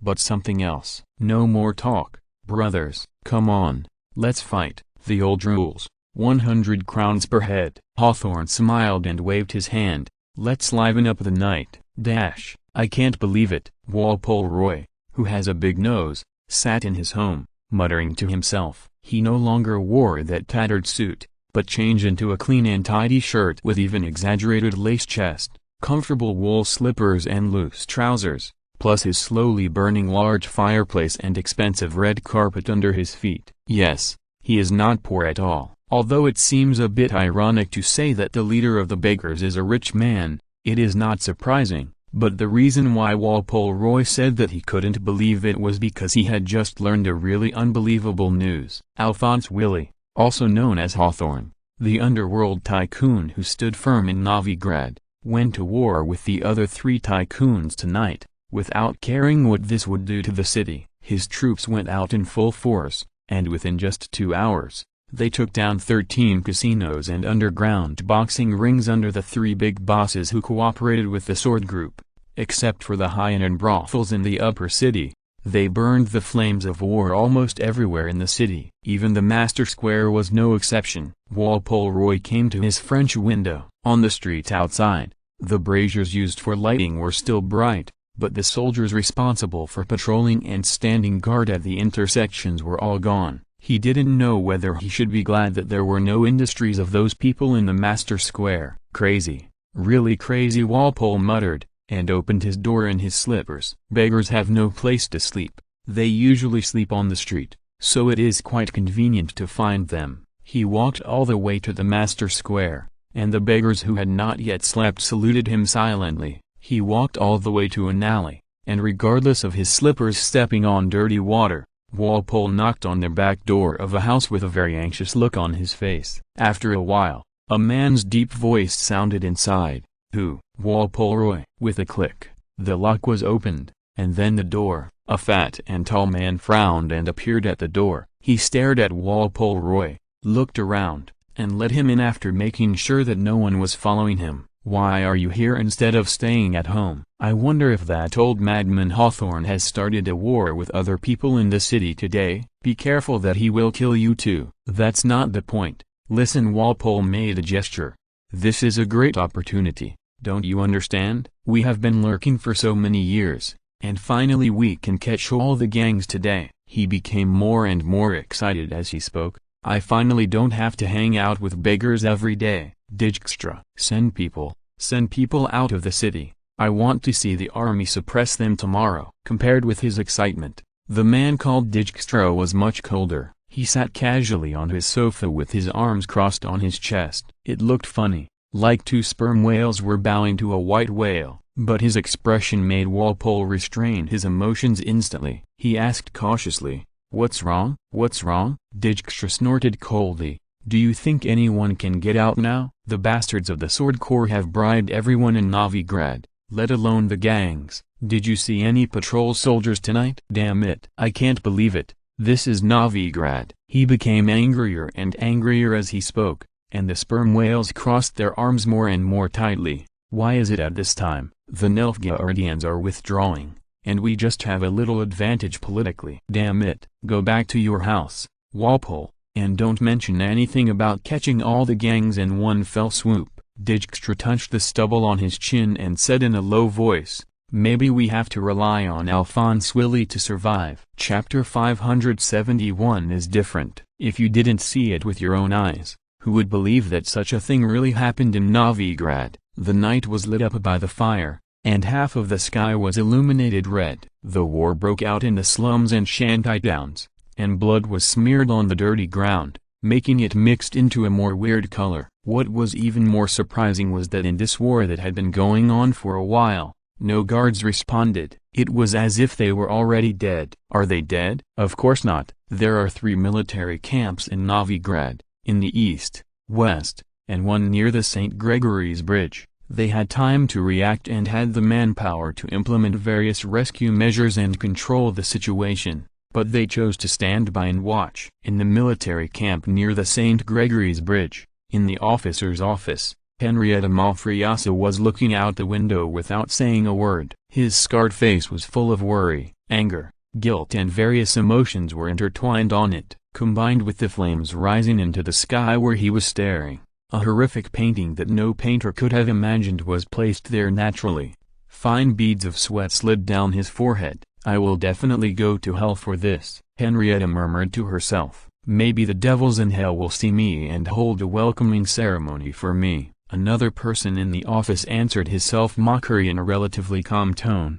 "I'm afraid that ceremony is for me, Henrietta." The person who spoke was named Bach Jonas, and he was Henrietta's boss. In fact, he was the boss of all the city defense guards. He was the chief patrol captain. It was also he who ordered that no one should participate in this war, and even not appear on the scene to protect the civilians who might be affected. "I still don't understand why you gave such an order." Henrietta turned around, her chestnut eyes widened, filled with strong confusion. "This is equivalent to letting the civilians who live among the scum die. I don't think they will have any consideration when launching a war, sir." "You are right not to understand, Henrietta," Bach Jonas told him meaningfully. "And I hope you will never understand." He put his hands behind his back and turned away. The silver armor on his body was still bright, but his tone was surprisingly low. "I have been in this position for 13 years, Henrietta. If you want to ask me what I have learned from these 13 years, I can only tell you one thing." "What?" "Never think that you can really do the oath you took on the first day of your enlistment." "Oath?" Why did he suddenly mention this? Henrietta Malfriasa, one of the 3 guard captains under Bach Jonas, the man known as Scarface, frowned at this time. At the same time, the oath began to echo in his heart. "From today on, I will be loyal to the great king. I will become a guard. I will drive out those who endanger the city. I will protect the good. I will always remember the oath." His heartbeat suddenly stopped for a beat. Henrietta silently recited this short oath that he knew by heart, and then found that loyalty to the king came before protecting the good. He looked at Bach Jonas's back in disbelief, and his clenched fists began to tremble. "Your silence tells me one thing, Henrietta," Bach Jonas said. I think you should understand. No, I don't understand. I don't understand either, but that doesn't matter. Our thoughts are as insignificant as those of a prostitute. Bach Jonas' tone was still calm, as if he was narrating something that had nothing to do with him, with a surprising indifference. Actually, Henrietta, after this incident, I will be pushed out by the mayor as a scapegoat. The next time we meet, it may be in a square. At that time, I will bear all the blame and then be hanged. What are you talking about? What am I talking about? Bach Jonas turned around, his eyes full of sadness. I'm telling you, Henrietta, this world is fucking sick. Everyone is sick. The king who issues orders is sick, and the mayor who obeys his orders is sick. The sword group that comes here to kidnap people is sick, and the gangs who are rooted here are also sick. And us, damn gods, we are the sickest people, because we are supposed to be the protectors of the people. He roared, if the gods really exist, they should send down a thunder to kill us all now. Henrietta also became excited and didn't even use the honorific title. Then why don't you try to resist? Since you know what is right and what is wrong, why don't you resist? Don't you have family, Henrietta? Bach Jonas's words chilled Henrietta's blood. He said like a philosopher, the world works so cruelly, Henrietta, and I have come to understand that personal will cannot influence the course of history, at least in front of the kings. We are nothing, we are just ass-wiping paper. Things are not that bad. Bach Jonas, excuse me, I don't really want to call you sir. You don't deserve this polite title. A rational voice came from the window. Then, the glass began to vibrate, the flame in the stove flickered, and the whole room creaked under some kind of heavy pressure, as if someone was squeezing it with a hand outside. Bach and Henrietta looked at the scene in front of them in horror. They looked at the gradually twisted wooden floor, the table that slowly decomposed into sawdust, the broken glass, and the flame that had begun to burn in the air, and then they heard that voice again. You said that individual will cannot influence the course of history. I agree with you to some extent. Yes, individual will cannot resist your king, not one person, not two people. Who are you? Bach Jonas's voice echoed in the room, distorted and almost turned into a scream. Henrietta, who was looking at him, stared at that expression, and then realized that he probably wanted to scream. The voice did not answer the question. Go and resist. Bach Jonas, your family will not be in any danger, and the families of the guards are the same. When you lead people to stop the war tonight, you will find that the mayor and city councilors who treat you like pigs and dogs will no longer issue any orders to you that will make you go against your conscience. The sword corps will be completely wiped out, and the gangs will no longer be as rampant as before. There are only two things you need to do, Bach Jonas. Just walk out of this room and stop this war. How can I believe the words of a person who doesn't even show his face? You don't have to believe it, the voice said coldly. A flame floated in front of Bach Jonas, so small that he thought it would be blown out by the air he exhaled. However, it did not. It floated in front of Bach Jonas, and then more flames gathered together, and the twisted house was burned to ashes in an instant. Bach Jonas looked up and saw a man in a black robe floating in the air, staring at him, with blue light flashing in his eyes, like fragments of starlight. He heard him say, just do it, Bach Jonas. Geralt took a deep breath. Then a second time, a third time. He didn't stop until his breathing completely slowed down and his heart, which was beating in his chest, gradually calmed down. He raised his hand and wiped the blood from the side of his cheek with his glove. A man not far from him was trying to crawl away, leaving a long trail of tragic blood on the ground. Geralt looked at his crawling upper body, and then looked at his lower body and a pile of steaming intestines a few steps away. After a moment of silence, he walked over and raised his hand, ending the guy's pain as he screamed. Then, the Witcher sighed deeply. There was a large pile of corpses around him. All 12 people were dead, without exception. He tore a rag from the body of a bastard, sat on a stone by the roadside to wipe his sword clean, and then heard a sound of falling. Turning around, it was Shenyan as expected. I guess your plan to relax was interrupted. Although covered in blood, Geralt still tried to smile. He made a little joke. Shenyan walked over and made a gesture. The magic power stirred, and a ball of clear water appeared in front of Geralt. The Witcher took off his gloves, stretched out his hand tiredly, scooped up a handful, and washed his face. Killing 12 people was no easier than fighting a griffin. The clear water was stained with the color of blood and gradually turned scarlet. Geralt exhaled and looked around. When he saw the flames, the Witcher laughed. "What are you laughing at?" Geralt didn't answer directly, but chose to tell a story. "This isn't my first time, This isn't the first time I've experienced this kind of shit." There was a sigh in his voice, and of course, there was something else. "I encountered it more than a decade ago. In 1249, a minister of Povis launched a coup. Countless innocent people were killed for no reason in this coup. He failed, and the king's faction won the final victory. I stayed there until the end, and I was injured in the coup because I wanted to protect an innocent family. I stayed there for another half a month, and waited for a notice issued by the king. In short, it was quite official." The Witcher said softly. "The king called those innocent people who died accomplices of the shameless. I think he said that because the situation was too chaotic at the time, and some of his men also killed some civilians." In short, Geralt spread his hands. "In the eyes of the king, civilians are nothing but consumables. This world has always been like this. I have given up hope. It is really sad that the soldiers have not appeared yet. Maybe this time will be different." "Geralt." Shenyan raised his head, stared at the sky that was illuminated red by the firelight, and nodded slowly. "There are 2 more chapters." Chapter 572, the third choice. "Change?" "Okay."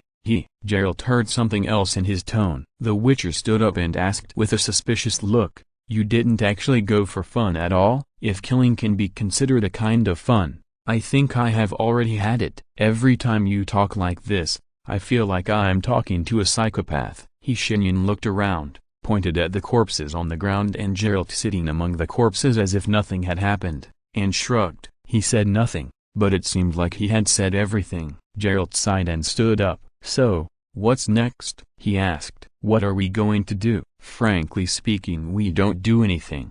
"Geralt, what did you say?" "I said, we don't do anything." This is not your style." Geralt sat down again, and he asked puzzledly, "What are you thinking about?" The wizard came to him, and did not choose to cast a spell to conjure up a clean chair, but also found a stone to sit on. He said, "Geralt, I just realized something." "What?" "Do you remember the lady of the lake, the green-skinned lady, the lady who took you to spend the night and left me aside?" You might as well not mention such things. Anyway, she is not only active in your world. Her race is called Nymph, a naturally powerful race. Anyway, the Lady of the Lake, Sini, is much stronger than me. In theory, they can do whatever they want. Who can stop them? They are no different from gods in most worlds, but this race has a self-restrained oath. They will never interfere with the self-operation of any world. This means that no matter what choices the people in this world make, whether to kill each other or work together, they will not stop it. Shenyan narrated calmly, and Geralt listened quietly. "I didn't understand it before, but now I realize why. The reason is actually very simple. They are too strong. The strong will use simple methods to do the right thing. For some people, overthrowing the king is as difficult as ascending to heaven, but for me, I only need to move my fingers." The wizard spread his hands. "Look, now you should realize the root of the problem. People like us will not choose to do the right thing in a difficult way. Strength itself is a source of self-confidence. If I want to save the world,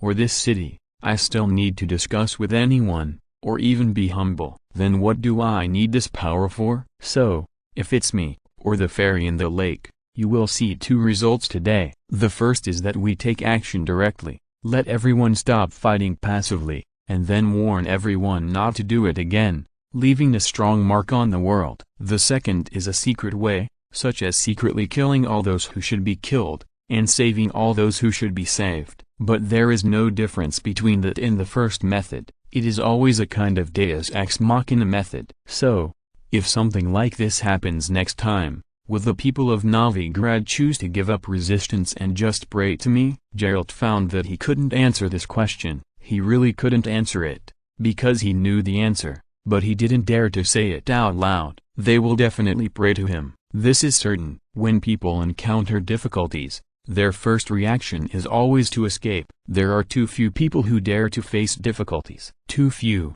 Otherwise, how could there be so many religions in the world? And Shenyan's narration continued. So, if they choose not to resist because they pray to me, then their deaths will be attributed to me. Now, there are two choices in front of me. The first is that I always appear and respond to their prayers. The second is that I turn a blind eye to this. Both are too troublesome, and neither of them is what I want. I don't want to choose either one. You see, Geralt, this is a kind of freedom.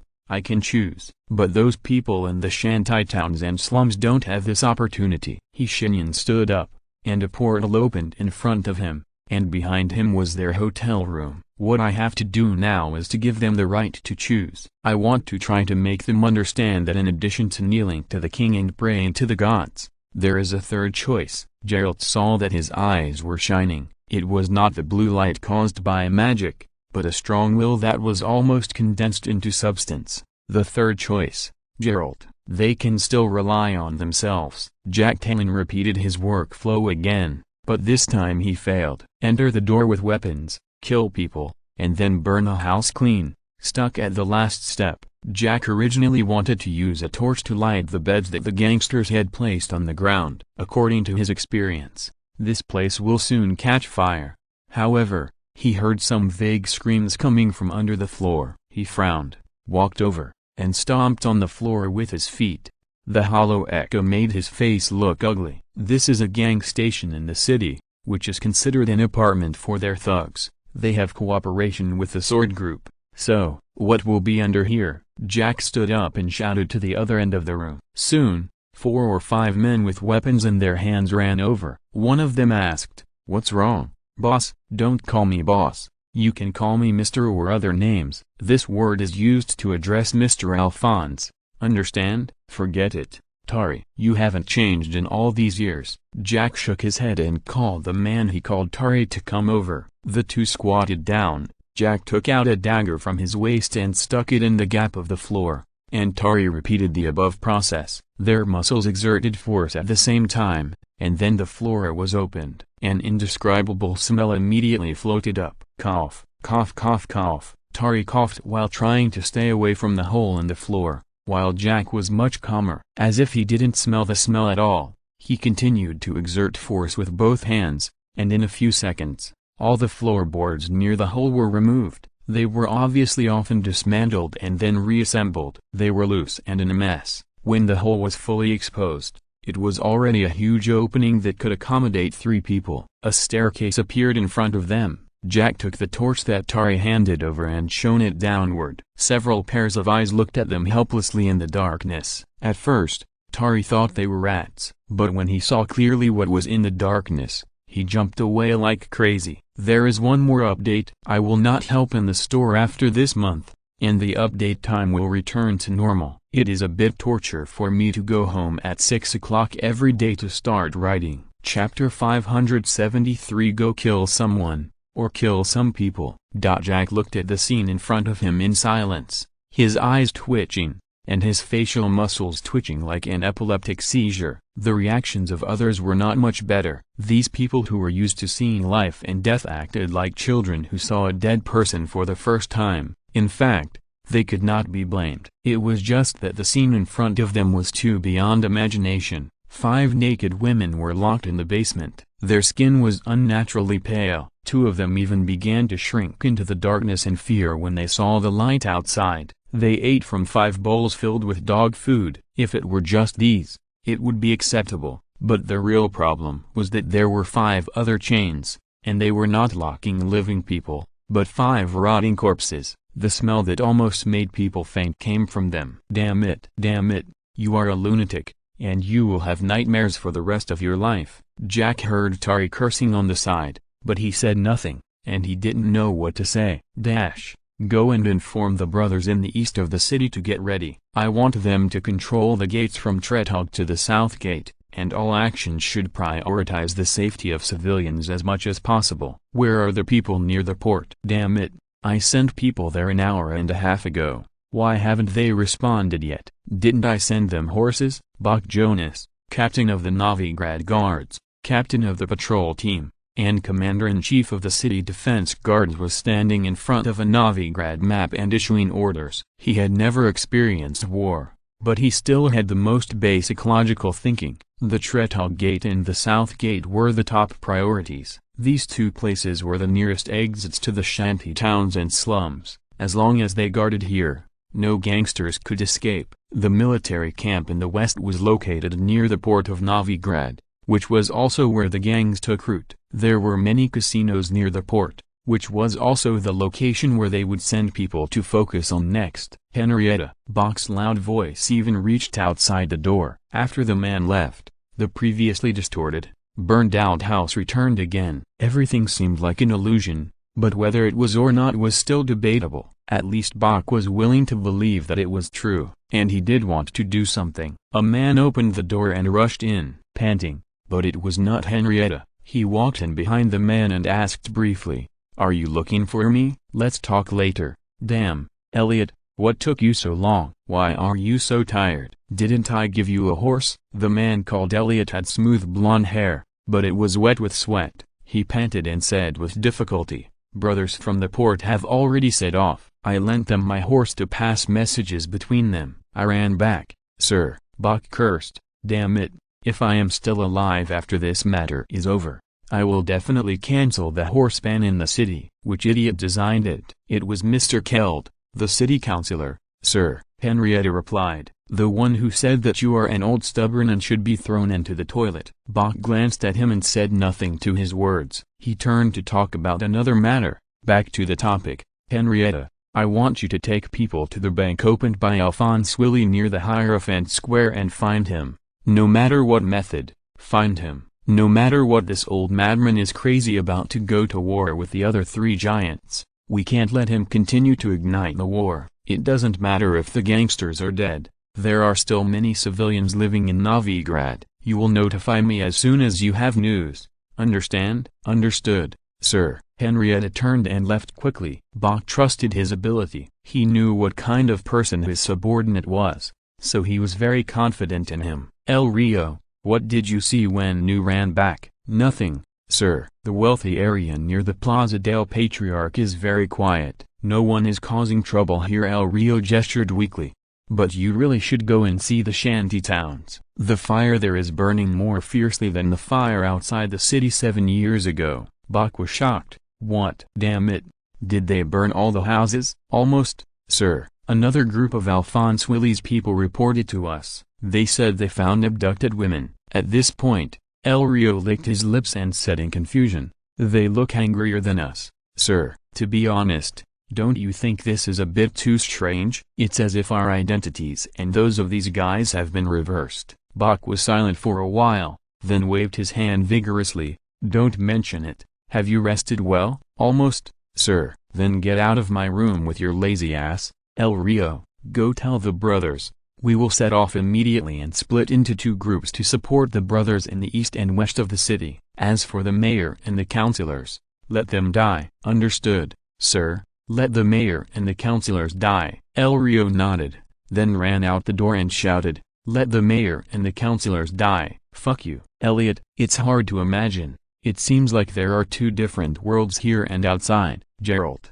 who had changed into clean clothes, sat on the bed. Their hotel was located near the Electors Square, and they had to cross the Gregory Bridge to get here. If the Hierophant Square was the rich area, then this was the noble area. He didn't hear any screams here. It was very quiet outside the window. There was only the faint laughter of women and the sound of men drinking downstairs, but it was so subtle that it couldn't be heard if you were not a demon hunter. Here and outside are 2 different worlds, Gerald. The Electors Square is located on an island. If it weren't for the St. Gregory's Bridge, it might not belong to Novigrad. Maybe. Wait, what are you going to do? Gerald looked at Shenyan, who opened another portal, frowned and asked, "Have you found that time point BC?" "Not so fast, my friend. I'm just going to kill someone now." "Oh, I almost forgot. I haven't told you yet." The mage nodded at him. "I suspect that there is a mage organization behind the whole thing. I will explain the specific situation to you in detail when I come back, but we may have to meet in Kaer Morhen by then. In short, I have to kill someone, or kill some people. I hope I won't make the scene too ugly, but no one else should know about this. He stepped into the portal. If you're listening to this novel on a channel other than Fanfic World, it means they downloaded and uploaded it without effort. We cordially invite you to visit our channel, Mundo Fanfic Novelist. There you'll find the original version of this story and you can explore many other novels of various genres. We are waiting for you to immerse yourself in a world of incredible novels. Chapter 574, Feast. On a lonely island far from the civilized world, a group of elegantly dressed men and women were holding a special dinner party in a castle, with masks on their faces. The castle was located in the center of the lonely island, in the layers of primitive forests. It was on the top of a mountain, with ivory walls and the spire dotted with mermaids' night pearls. There were 5 halls that could accommodate 700 people. The space inside was expanded by magic, and the interior decoration was incredibly luxurious. No secular castle could compare to this place, which was synonymous with luxury. The walls of the hall were hung with tapestries with complex patterns, and the glass of each window was stained glass. In addition to the magic chandelier above the head that could keep it lit, there were also many candlesticks that seemed to never go out to provide light in the hall. It is worth mentioning that there was no table here. Maybe it was because the food had not been served yet. Things are not good, a man said. He was wearing a black tight-fitting top with lace as embellishment on the cuffs and collar. The belt looked plain, but it was made of the skin of deep-sea whales. He swirled the wine in the glass, and the yeast of tisane swayed in the glass, brewing an attractive bright red. The magic chandelier hanging from the ceiling was emitting 1,000-foot light. Vilgefortz is dead, he continued. Although we did consider whether to absorb him into the organization, he is dead, and everything has become empty talk. It's a pity that he is the only one qualified in the past 100 years. Want to avenge him? Another woman asked. She had a good figure and wore a red dress that dragged to the ground. The pure gold earrings sparkled on her earlobes, and the pearl necklace hanging around her neck made her neck look even more slender and attractive. The woman raised her neck, not minding that this action exposed her chest. Her skin seemed to be shining. She said with a little arrogance, "Although Vigfortz is insignificant to us, he is still a wizard, a warlock." The man who spoke earlier corrected the word she used, and was laughed at by another man. This man was dressed more casually, wearing only a white robe, without any other decorations. "You are still so obsessed with words, Julian. I thought you should have changed this habit 300 years ago. Does it matter whether it is a warlock or a wizard? Anyway, they are all under our management." The man called Julian glanced coldly at the white robe who spoke.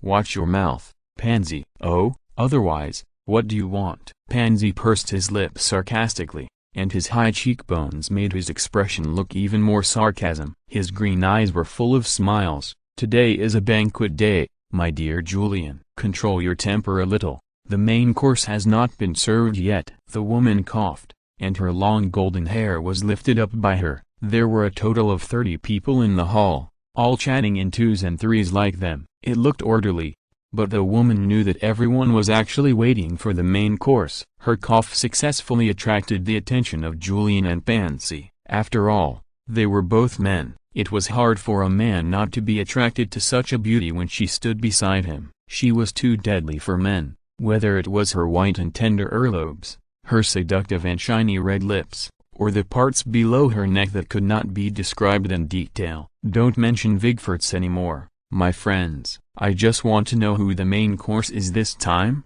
"An elf. Let me think." "Ah." Julian nodded. "Francesca Findaby." "Yes, that's her." The woman covered her lips in surprise. "Isn't she the only one who is qualified?" "Vigfortz is dead, so it's okay if we don't recruit her. But why should we use her as the main dish? Her way of casting spells is different from ours. So, unfortunately, Vrinka, she can't join the organization, and we are very interested in why she can do this." Vrinka put down her hand covering her lips and chuckled. She put her arm on Julian's shoulder. The light touch made his heart flutter. Then, Vrinka's deliberately elongated and charming voice came into his ears. "Oh, don't joke, my dear Julian.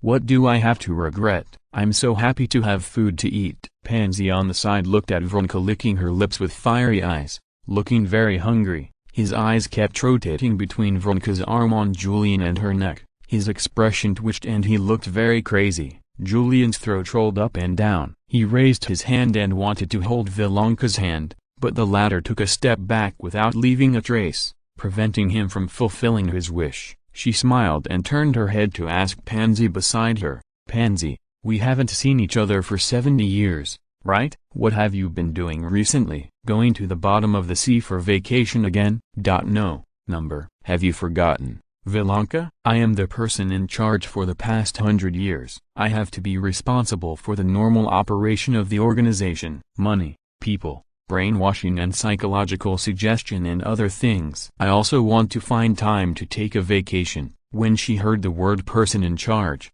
Villanka's eyes lit up for a moment. She quickly left Julian, who was standing there, hugged Pansy's arm like a snake, and then stuck to him tightly, her whole body pressed on him. "Do you have to use your body as a bargaining chip to please men?" A cold female voice interrupted their conversation. The person who came was wearing a black long dress. Her voice immediately made Vronka's expression gloomy, but only for a moment. When she turned around, she was already smiling. "Ah, Yvette, dear, it's been a long time since we last met. I don't want to have any long time no see drama with a venomous snake like you." The sorceress called Yvette had short black hair and undisguised disgust in her blue eyes. "You are always like this. On the surface you're gentle and polite to everyone, friendly and gentle, but in fact, you are just a venomous snake waiting for someone to turn around and then devour him. That's very rude, Yvette." Vronka's smile remained on her face. "Besides, you are not much better, are you? At least you still came to our party." She emphasized the word party. "Ladies, there is no need to quarrel." Julian stepped forward and stopped the drama they were about to start. Such dramas would happen once in every meeting, whenever they met. He was tired of seeing them, and he couldn't tell whether he hated Vronka more or Yvette more. He knew what the former was like, but he was still fascinated by her beauty. As for the latter, she pretended to be innocent and often showed the image of a strong woman who didn't rely on men at all. However, she was able to enter the organization with the help of her teacher. Thinking of this, he smiled abruptly. "What am I thinking about? Am I nobler than them?" Looking at the two sorceresses who had calmed down, he looked around the magnificent hall, and his expression became a little impatient. "No one in this hall is noble. They all came here for one thing, to eat." Chapter 575, Feast. Francesca rarely looked so uneasy. She was a pure-blooded elf and a powerful sorceress. This was the first time in her life that she was so nervous, if you don't count the time she met the mysterious black-robed wizard. "Don't be so nervous, Enid," a woman said behind her in an elegant but impeccable ancient language. She called Francesca's name in the ancient language. Enid Anglina. The name means Valley Daisy, and she lived up to the name. She wore a gray-green dress with lace trim, and her dark golden hair fell behind her head. As for her face, there was no need to describe it too much. Many people thought she was the most beautiful woman in the world. "I'm sorry, Anne, I can't help but be nervous. This matter is too important to me to have the opportunity to enter the highest level of the Warlock Brotherhood." "You must calm down. There are 29 powerful warlocks like me in this hall who are hiding their identities. They are the last trump cards of the Warlock Brotherhood. We hide ourselves, disappear in the eyes of the kings, and fake our deaths just to protect our common interests." The woman called Anne said so. She had a pair of stern light green eyes on her expressionless face, and her brown hair fell on her shoulders like waves. "Yes, I know," Francesca replied in ancient language. "But I never thought that you were faking your death." "I mean, you are all famous and powerful wizards in history. Faking your death? This is crazy. If not, how can we escape from the kings who need our power? Politics will only turn people into dirty rats. How can it be so happy to be a king's staff? If we want to go further in magic, we must abandon something else," Anne said meaningfully, and at the same time patted Francesca's shoulder, motioning her to follow him. They left Francesca's room. The corridor was empty, and the stained glass windows were all closed, but the wind still echoed in the corridor. Living knight armor, ice sculptures fixed forever by magic, and even some exquisite oil paintings. These things that are hard to find outside are just decorations in the corridor here. and they are not even worthy of entering the hall. The floor is made of a special kind of wood, and it doesn't make any sound when you step on it. The chandelier hanging from the ceiling had 6 exquisite corners, each of which was burning with a magic candle that never went out. 2 heavy golden doors that were 10 meters high were slowly opening in front of them, and inside was a hall that exuded a strong magical atmosphere. The people inside were all famous and powerful wizards in the history of this world. They were thought to have died long ago, but they just hid themselves and concentrated on studying magic, and she was about to become one of them. Francesca raised her hand and covered her chest, trying to feel her heartbeat from the thick barrier. In fact, she didn't need to do this to know how nervous she was at this moment. Finally, this opportunity came. She was finally able to enter the highest level of the Warlock Brotherhood, an organization that could manage all wizards and warlocks. And this was just the first step in her gradual revival of the elves. She was tired of the current situation where her people were gradually forgetting their past traditions, and this would definitely change from her hands. Francesca was so convinced until she walked into the hall. Bang! The 2 heavy golden doors closed in an instant. Anne, who was standing in front of her, turned around with an expression on her face that was unfamiliar to the elf. It was an expression that she had never seen in the past 2 years of their relationship. Finally, Anne sighed, reached out, took Francesca's hand, and raised it high. She thought she was announcing that she would join the organization, and she also showed an elegant but enthusiastic smile to the other 29 warlocks present. However, the next sentence Francesca heard made her stunned. The main course is here, everyone. The banquet can begin. Main course. Banquet. And let go of her hand, and the female sorceress gently took off her clothes, revealing her perfect body. Looking at Francesca's shocked and puzzled eyes, she smiled softly. In front of the crowd that was gradually gathering, she raised her right hand and motioned them to wait. We still have questions about our main course. Who is willing to answer them for her? Let me do it. A man stood out from the crowd. He had white hair but a strangely young face. At this moment, he was smiling excitedly. The man took off his clothes and said to the still shocked elven sorceress, "This is it, Ms. Francesca. We have to take off your clothes to do what we want to do to you. Otherwise, these expensive fabrics, leathers, gems and other things are likely to merge with us. But there is no way. Compared with the spells that can share your power, memory and even magical talent, taking off your clothes is just a trivial price. Besides, we will also have some other entertainment activities after the banquet, and clothes will not be of much use at that time." The man sincerely spread his hands to her. "Please take off your clothes yourself, Ms. Francesca. We are going to start enjoying you." The crowd gradually gathered around, and each of them had an undisguised greed and appetite on their faces. The negative emotions that were not concealed at all made Francesca almost vomit. How could things turn out like this? Her eyes swept across their faces, and she quickly recognized a few of them. Julian Nellis, author of On How Magic Connects to the Human Brain, is considered a pioneer of modern hypnosis and even cognitive change spells. Pansy Vontanaris,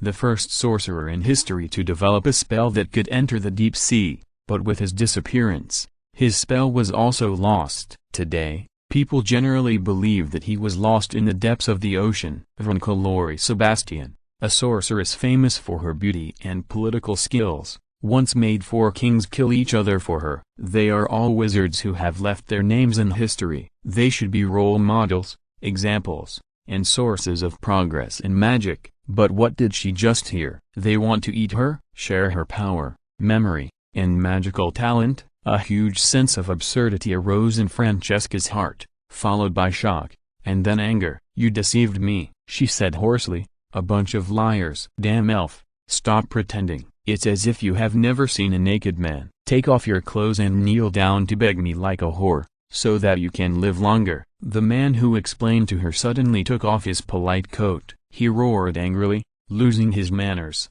like a beast. "What's going on, Walder? This time you are not the main surgeon. Although we have fallen to cannibalism, at least you have to tell the truth, right?" A person next to him elbowed him in dissatisfaction, and Walder turned around and punched him in the face. But no blood gushed out. The man who was beaten picked up his fallen head and then smiled calmly at Francesca. "Don't be nervous," he said. "It's just a small price to maintain my life. It's nothing." Okay, you be the surgeon." "Come on, Walter. If you want to do something else, hurry up. We are waiting for dinner." Walter walked forward panting, greedy light in his eyes. "Damn, there is such a beautiful woman. It's the first time I've seen her in hundreds of years." He put his hands on his hips, stretched out his hands in front of Francesca, and ordered arrogantly, "Now, kneel down." "You want me to kneel down?" Francesca raised her hand, and lightning surged out from the palm of her hand in an instant, and instantly electrocuted Walter. Walter screamed and fell backwards. Half of his body was shattered. His spine was exposed and he yelled at him beside him, "What's going on? Isn't she wearing clothes that seal magic? How can she still cast spells?" "Seal magic? Is this kind of thing qualified to seal my magic?" Francesca panted, tore off the skirt that was in the way, and floated up. Her eyes seemed to be ignited, revealing an orange-yellow light. Her voice echoed in the hall like thunder. "No wonder I feel uncomfortable wearing this dress. I thought it was because it was too tight. It turns out that you beasts have been plotting against me from the beginning. You never thought of letting me join the Warlock Brotherhood." The scene became very ugly for a while, but others did not react at all. Many people even smiled. Someone shouted in the crowd, "We never said we were members of the Warlock Brotherhood, you cow." Anne calmly answered Walter's question. "Isn't this better? She can break through the restrictions of the magic seal, which means that she and we have completely different spellcasting systems. Save your desire for later, Walter. I can compensate you with myself. As for now, kill her quickly." She licked her lips and swallowed her saliva. "I can't help it anymore. She smells so good." "Okay, I'll come from behind later. Your ass is the best, Anne." Walter jumped up from the ground with a wild laugh, and his broken body healed in an instant, like a piece of plasticine separated by a child, and was roughly glued together. The strange sense of disharmony made his face look a little more terrifying out of thin air. "Okay, it's your turn, elf. That woman has spoken, and I have to kill you quickly." "What a pity. I wanted you to experience some happiness before you die." He smiled and took a step forward, then stopped there, without moving again. "Walter," Anne frowned, "stop playing around. Do it quickly, or I'll do it myself." Walter still didn't move. "What's going on?" someone in the naked crowd shouted in dissatisfaction, then walked up and patted Walter on the shoulder. The next second, Walter disappeared instantly. At the same time, the hall fell into darkness. There are 2 more chapters, and I will finish this plot today. End of this chapter. Thank you very much for reaching the end. Don't forget to like. Looking for more exclusive content and immediate access? Subscribe to our Patreon. Remember, every like, subscription, or donation encourages us to continue. Thanks to everyone. See you in the next video.